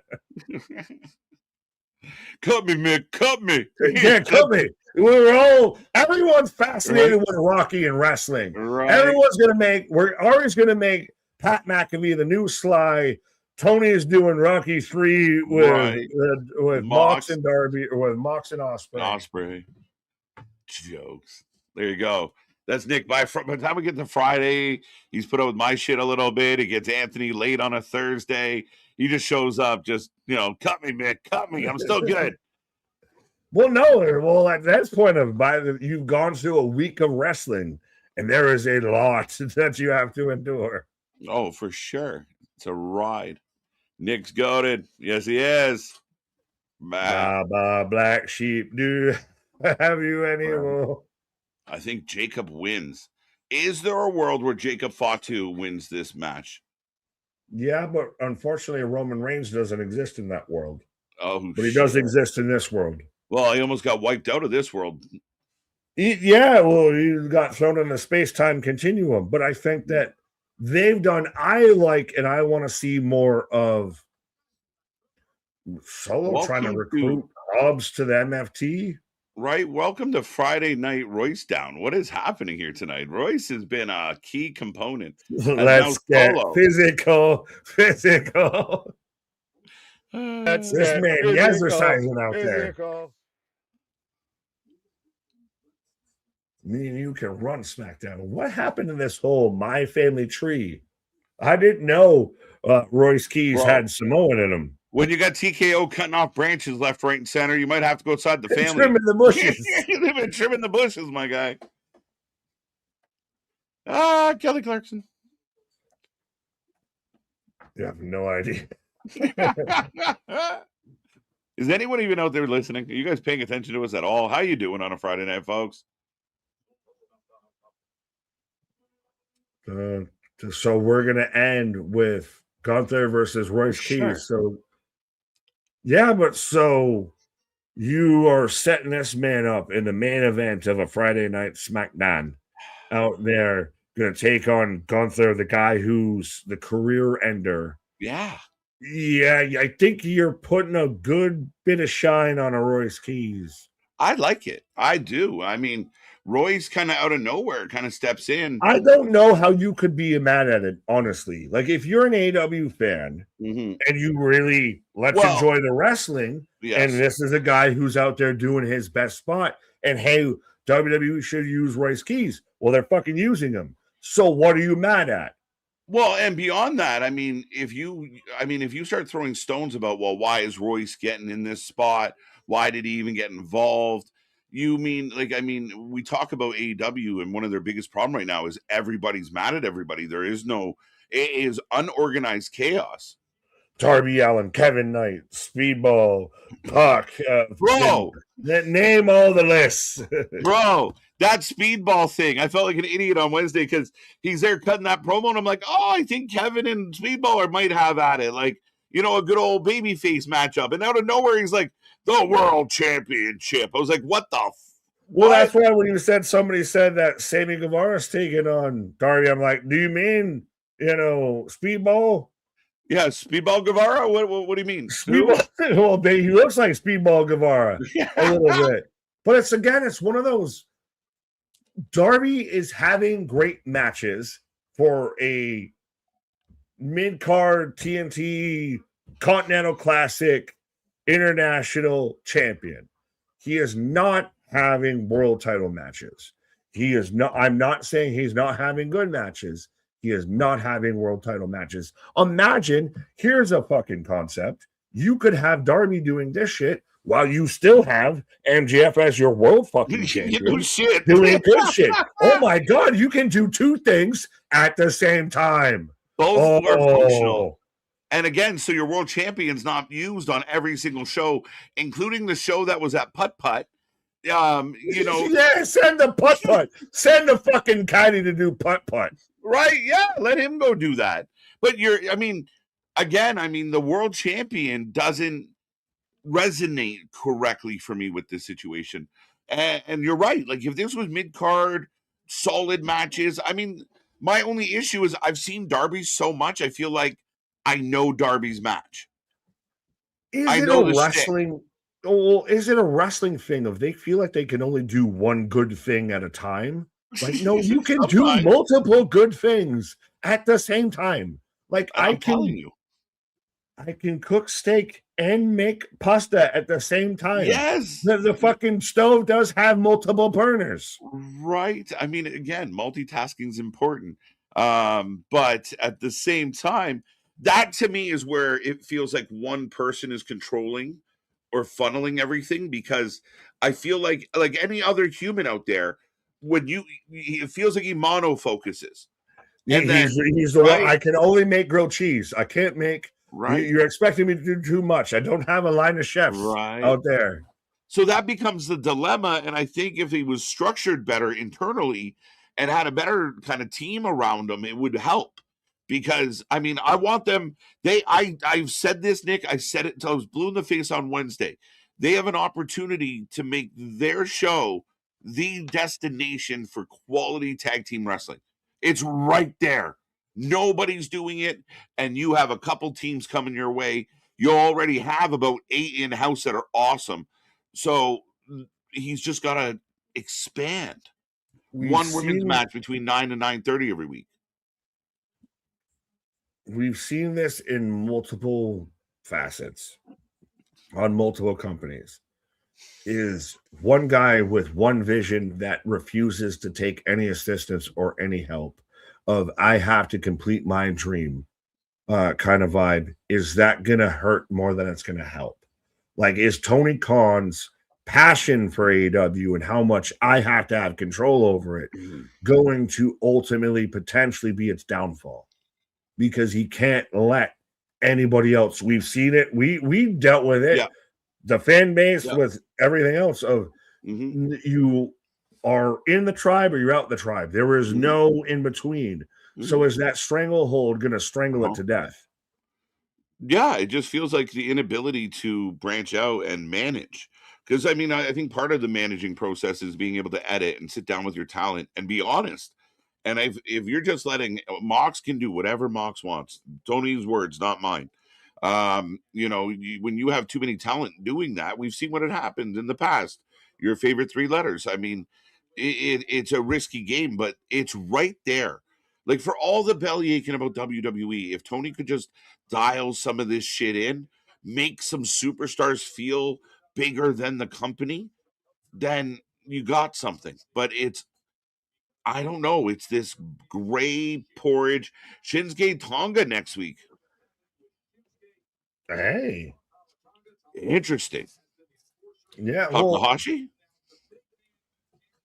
What did you call me? Taki. Well, oh Christ, we're not even getting to the whole Rooks backlash of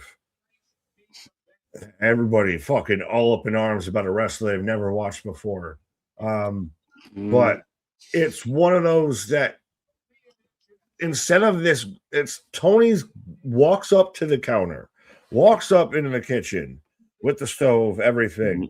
I got this. I got my mise en place. I got, fillets. I got, garlic. I got salts, peppers, all of that. I keep making mush. I don't know why, but I keep making mush. Like, right? Motherfucker, you don't know how to cook at this point. Let someone else manage the fucking burners out here. Yeah, or take a lesson from something or somebody like Gordon Ramsay. I can't wait to see Wrestling Nightmares and Gordon Ramsay shows up in AEW. It's Raw. You bloody idiot! You call this a finish? What are you? A booking sandwich. I'm sorry, Gordon never goes to AEW. You know who they send to AEW? John Taffer. It's all trash. Get out of it. Shut it down. Shut it down. Right. I thought you were going to say Robert Irvine. No, Robert Irvine. He'd tear. I fear for his life the minute the guy walked through the door. Well, no, would it be a conflict of interest because his wife's Gail Kim? Yeah, right.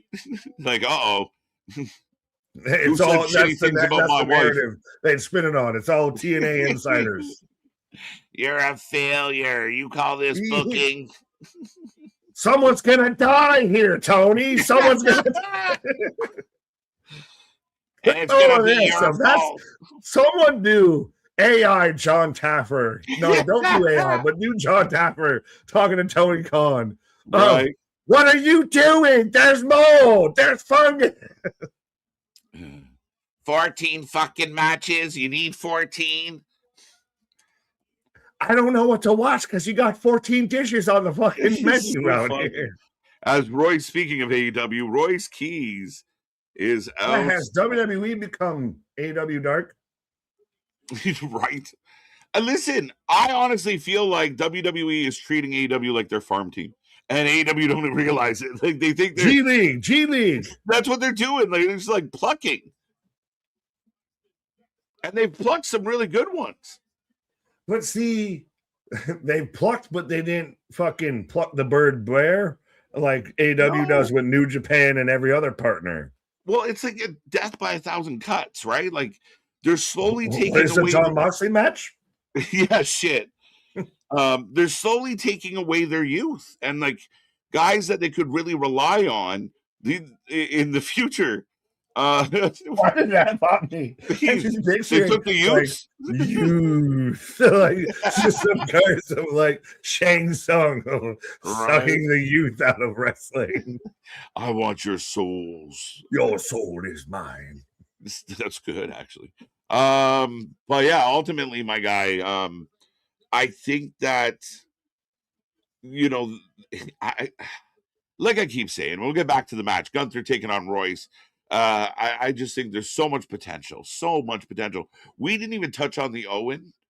And all I'll say about the Owen is I was very disappointed with the women. When people talk about like AEW's women division is neck and neck with WWE, no. Imagine if that was a WWE bracket, the names that would be on it.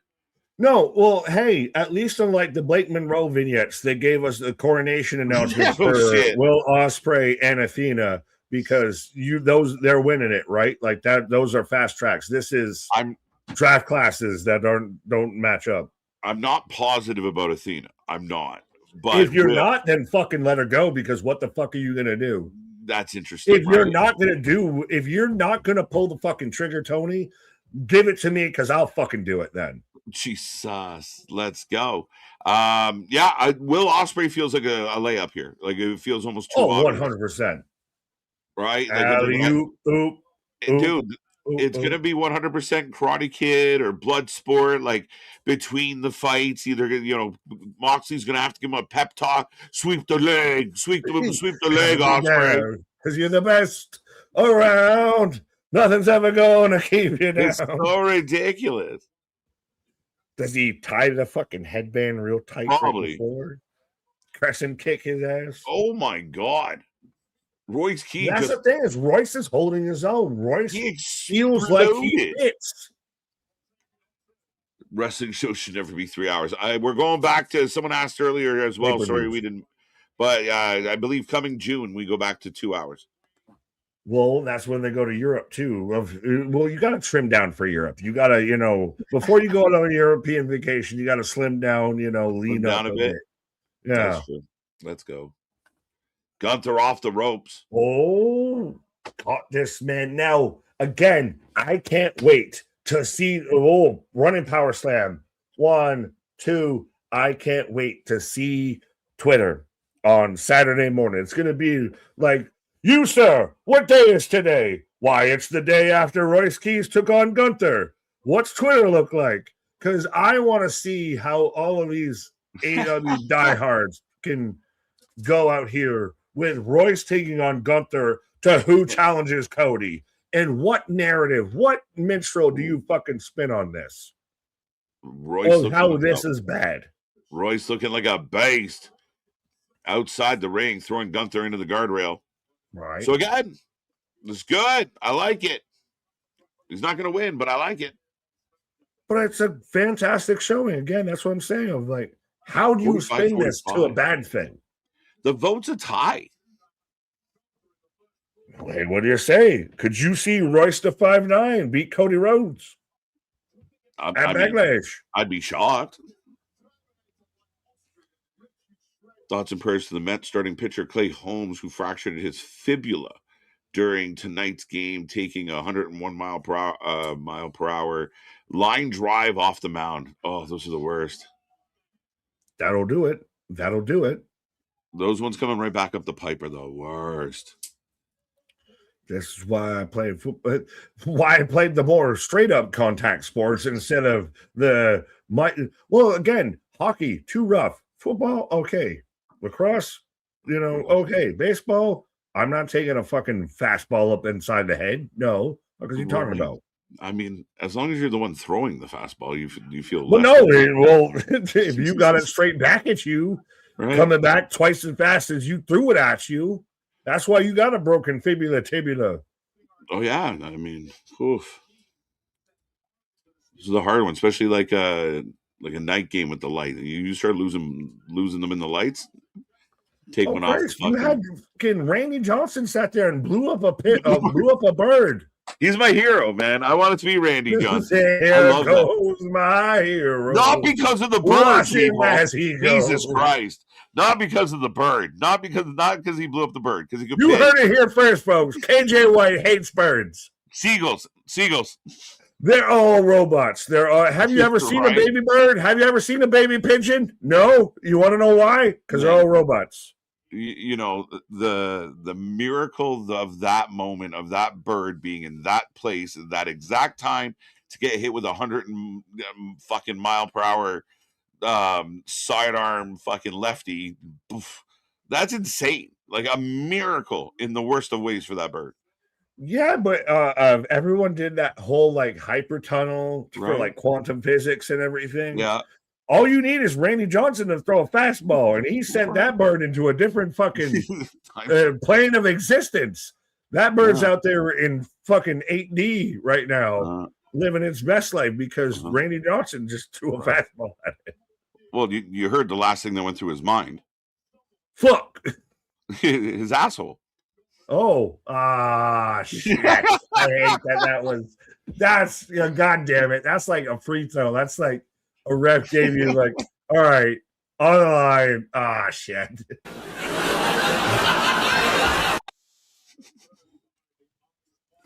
Feel Good Friday, folks. Cheers. It's been a Feel Good Friday. As I'm in picture as I got. He's got the Kimura, but Royce picks him up with one arm. Well, try to and just. Oh, that was rude. Let's go. But again, is it a big step for Royce that, hey, you were involved in this? You sat there and you're the one that, well, if you won't sign it, I will. Like, you have marbles. I liked it. It's a big, bold move, right? And like you said, people have been patient with Royce because he didn't just jump right in. But it feels like they're bringing him in with purpose. So that's a good feel. He didn't just come in and like, hi, I'm Royce, and do some backstage segments. He's coming in and doing something that matters. Again, even losing tonight is not a bad thing. Yeah, you're losing to a former world champ, the guy who retired John Cena. I think it's okay if you take an L. And even then, still, what if he doesn't? Right. Ospreay and that I could see happening, Jason. That is a very Tony Khan move. Windsor and Ospreay both win. Fuck. Didn't Britt and then Cole win? Cole and Britt won. Yeah, he loves that shit. We know that. That's why Darby's champ right now. He loves the sentimentality of it all. But is that what could keep Darby as champ? Could Tony Khan actually go to fuck it? I thought that I was going to use Ospreay and MJF as my stars. I'm going to use Kevin Knight and Darby as my stars. That's insane, bro. Like, what is Tony Khan? Like, at minimum, but see, here's the dilemma I'm having. It can't be, it technically can't be Darby for me because this rebuilding of of Ospreay by Moxley doesn't equal, like, you don't need all that to beat Darby, you know? Darby's not the big bad final boss. It's how you tie back into when Moxley couldn't beat Darby and he dunked my head in a fish tank and put me in a casket. So I'm going to get my vengeance. I can build him. I can build him stronger. I'm saying it's completely illogical and so far off the fucking, you're just a monkey throwing shit at a wall at that point and hoping what sticks. Listen, when it comes to that. You gave me the best answer I've heard on that. Like, I haven't even had a sicko. No, don't do that. Don't say that. Don't say it out loud. Like, that was a really rational answer, sir. That was great. What is things that don't come from sickos for 1,000, Alex? Big chop to the chest. The bird ceased to exist in the plane and got hit. And then it was gone. It gone. Money continued to say, oh, we're back there. Butterfly flaps its wings and gets hit by some high heat from Randy Johnson, and there's a tsunami in the right. Yeah, the butterfly effect. Right. Gunther still managing the TKO effect. All right. We're getting the count out as Roy's fighting to get back up. Gunther milking a little bit of heat here from the crowd, so that's good to see. They should have let Jose take the belt off Darby at the golf course. Let's go. I would have voted for that. It would have been better than watching Darby miss 4 tables. Well, see, that's the thing is, so as Hobbs smashes Gunther on the announce desk. That compactor, like that front slam. Well, they called it World's Strongest Slam. Did they really? Bold. Yeah. We'll find out if Mark's fully with this. I could see where they could put Mark with Hobbs. Yeah, why not? As a mentor. Mark seems like since he's not now. Yeah. It's time for the main event. Man, I missed that. They're on Rampage. I think that he's much more warmed up to WWE. Yeah. See, we can't have good things. I missed that. That used to be my favorite part of the entire wrestling week. It's time for the main event. He's just so happy and it was good shit. At least I got Taz back now because Taz is just me on commentary with Destination. Oh no, Ruby, Ruby, Ruby. So sometimes I'm like, is anyone even listening to Taz? I love it. He feels it too. Everyone bitches about Booker T, but no one gives a shit about Taz. Taz is good, nonsense. The problem is he's overshadowed by the 2 morons sitting next to him. Right. Man, I gotta find some compilations of just dumb shit Tony Schiavone says during even on every Wednesday. Yeah, I would love a compilation of all the dumb shit he says. Wednesday, even when they started setting up the random contract signing that they didn't advertise, he was like, I've never seen anyone do it this way before. No, we know, Tony. We know. What I said when Cody Rhodes was throwing chairs and getting tables and setting up his own contract signing. So I guess funny. I can agree with Tony Schiavone there. Right. I've never seen anyone do it this way. What? Oh, Kata locks it. Royce is kind of bleeding from the mouth. Okay. Ate a bit dead. Oh, sits back on it. Royce might be going out. See, spoiler alert. Here's a fast track. Here's a preview for the Ronda Rousey Gina Carano match of just picture this, but with an armbar. Because it's going to be one of those, the second she locks it the fuck in, game over. Yeah. Solo's cheering him on. You can do it. Come on. Where the fuck did Solo come from? I just don't get the fucking connection. Solo's gone from NFT to Death Row. Right. He really is showing that out there. Right. Oh. Why can't we have Liv Morgan on Saturday main event? The internet's gonna fucking crash. Right. They're just trained blows. And that's the thing, is it fits. Royce Keys in his first match in a main event on WWE. It looks good. Feels like he's supposed to be here. It looks good. And again, a guy like Gunther really kind of putting him over right now and selling the power. It's a battle. It's a grind. It's a hoss fight. I like it. I like how this match is kind of shaping up. And I have a feeling I want to give him credit, though, because I don't think it's even exactly Gunther fully putting him over. I think he's holding his fucking weight. That's a good way. Yeah, fair enough. Right? Like, I definitely can see that. I think it's, hey, Tony, look what you fucking had. Sorry that, you had a third string wide receiver. We turned him into a first string. Say we like fucking went there. Shut up. That was me talking to myself out loud, but yeah. Right?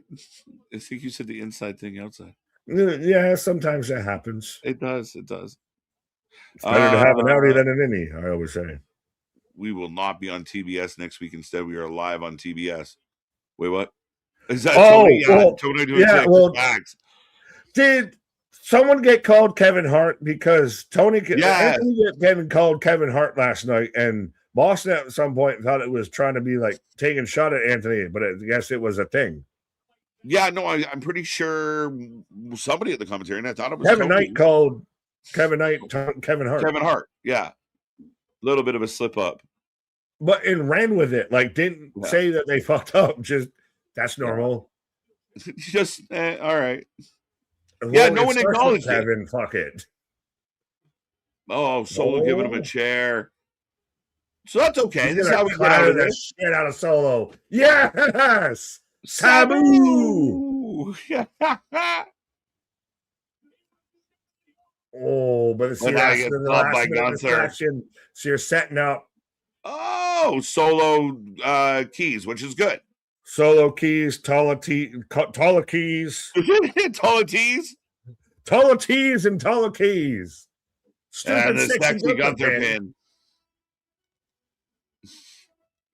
The ring general victorious, folks. Royce distracted. Puts a whole new emphasis to the term Iron Curtain out there. Pause. Yeah, well, yeah, that was intended. That was the joke. Bye. I know. Trust me.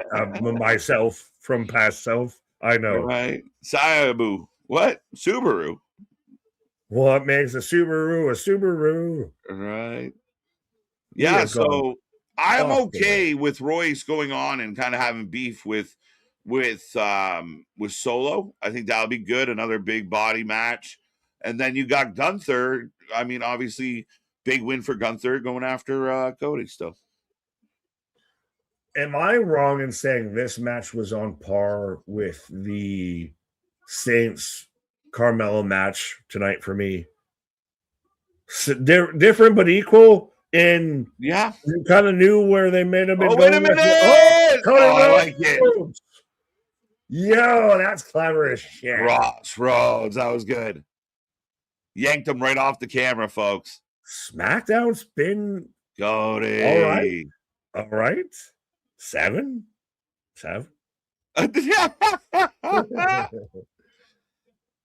This guy. It's a good one. Yeah, I mean, I thought it was all right. I thought there was some lull parts. Welcome to SmackDown. Shut up. Wait, are we leaving SmackDown? Why are you welcoming us? I'm so confused. Oh, his shirt looked. The shirt's okay. No, it's AI as fuck. That was a great match. Cody with Crossroads. I like that spot a lot. Bone Codes in Harmony. Bone. The crossroad. I still want that tag. I still want that flag for singing. Oh, trust. If we don't get it for Creed, we ain't never gonna get it. But really good ending. I'm really excited for them having Royce and Gunther in that. I think that gets like you knew Gunther was winning, but was still a good match versus Starks and Carmelo either guy could win and was still a good match. Yep. Like, those were, to me, your two tent bearers, your flag bearers, for sure, for SmackDown. Yeah, not and maybe just some of the parts, and I feel bad because they've tried it a lot of different things. The crowd was a little quiet for Charlotte and against the baddies and with Alexa. Now they're maybe saying goodbye to each other. We know Kiana and Julia are having issues. Another that was okay, pretty good match. So there was some stuff in there that was all right, and I wasn't totally kind of invested in. But the good stuff was pretty good. You started off with Trick, which was amazing. You had a good pop an hour. You averaged a pop an hour. You had Trick to start it off, and then you had Carmelo and Saints, and then you ended it with Royce and Gunther, which actually, while I was on my pause, I was halfway trying to run back. The second Royce keys, the second you hear that harmonica, right? And hey, if you won't sign it, I will. I just like that as an idea and a concept of, all right, you entitled prick. If you won't do it, then I fucking will. Right. Yeah, I mean, move over. If you want to play hard, if you won't take the opportunity, I will. Yeah, it's not like you're the champion being evasive. You're being the challenger. Well, I'll step into that spot, and good for Royce. I mean, new on the scene. I thought he looked good tonight. I thought the match was good. I really, a really solid main event. And then the ending of it, it's great. Like Gunther talking shit to the camera, hoping Cody sees him, and Cody's behind him. I thought that was well played. Great kind of camera angle to work into the crossroads. So yeah, like I said, the good was really good, and the fluff was fluffy. Fair enough. Well, let us know, folks, how you feeling out of 10 tonight. Out of 10. I try to combine 10 and tonight at the same time. But what's your rating for SmackDown? I guess I might have teased my hand in 7. Maybe am I going to price this right you and go like 7.5? I mean, I gave last night an 8.5. As much as everybody's saying I was gangbanging, I gave last night an 8.5. You gave it an 8.5. It was a good night. That's why I was mad that they fucked it up. But yeah. 8.5. I mean, I thought you, based on what I heard, I didn't think you liked it at all. Yeah, see, this is why you need to tune in, folks, because you can hear a clip or whatever. You can hear a segment. What? Mm-hmm. Yeah, I see you eye rolling. I didn't eye roll. Yeah, you out there bobbleheading. Well, we're gonna roll through some ratings, but yeah, I don't think it was an 8. I think there was too much kind of lull in there that I didn't gotta. So, but not a 6. So yeah, 7.5. I'm gonna give it. I'm gonna get a half point just for fun. Just for funsies. Nick is the master of deception. I'm going to be a master of disguise. I'm going to be a master of disguise. Am I not sicko enough for the sicko club? Turtle. All right, ladies and gentlemen. 7 out of 10 from Roll Tide. 7 from OG Dale. 10 out of 10 for Charlotte, the Queen. Woo! Like a good old woo. 7.5 out of 10. But Nick doesn't. Cody showing up ruined the moment. Boston going for you, buddy. Because see, that's someone who's actively involved in the storyline, and you sat there and caught two impromptu instead of here's a debut. I get the fucking go around your ankle to get to your wrist argument you were trying to make there, but I think it fails pretty fucking fast there. Right. I think it was a great moment to where you have imagined super close up of me on the screen. Actually, probably don't imagine that. That's nightmare fuel. But then all of a sudden, KJ shows up and hits a crossroads on me out of nowhere. That's a huge moment. Like that ending moment is gonna be a thing that they could like. If you were to do a "Forget the morning" intro for SmackDown, that's a moment, right? No, I agree with you. I mean, the ending of that, I disagree with you on Thursday. I'm Camp Anthony on this one, but definitely tonight was done flawlessly. I thought it was well done. They didn't delay it. It happened super quick, right? Like, Gunther gets it was just in and out. I liked it a lot, and it didn't get longer. Just hit it and move on. Right. Well, funny enough, speaking of hit it and move on, Nick, you don't have to explain yourself. It was a troll comment. So you asked me to explain myself. Right. You didn't have to explain yourself. Oh, wait, that's kind of what we did earlier. Like, you told me to go to Twitch and then told me to chill out. You asked me for an answer. I gave you an answer. You told me you didn't need an answer. I see there is no pleasing you. We appreciate you, folks. You're the best. Nick is teasing us now. Let's go. The French tickler over here. In and out. Hit it and move on. Go around your what to get to your what? Did Nick describe a rusty trombone? No, I think you described Ric Flair. I'm just a midnight dumpster baby. It might have been the old wristwatch move that Rick was famous for. I don't even know how to follow up on that one. I was like, I'm gonna get a hassle if I keep going down this. So. Ooh, hello. What is Ric Flair and right. Space All right. Well, ladies and gentlemen, that is SmackDown. It is actually off the air, and we are rolling. Things seem to be slowing down a little bit here. But that is Friday. Yes, unfortunately, we are off until Monday. But then we have all your go-home shows all week long. We're looking forward to next week. It's going to be a busy one. Like, share, subscribe. Go check out our shorts, our videos, our interviews, all our old original content. Go check that out down in the library below, and follow all the stuffs. Absolutely, folks. We gave you a 48-hour window. We're on a 48-hour vacation, so you can go out there and get all your fresh new merch out there of stay hydrated in these hot summer days that's coming upon you with, the pre-mads. And remember, for everybody that's, my Instagram went down. We don't need clips because we are the clips, but our shit is real, our shit is raw, our shit is all authentic. When you're talking about that wrestling, but about that for life with it. See you on the flip side. See you on Monday. Have a good night.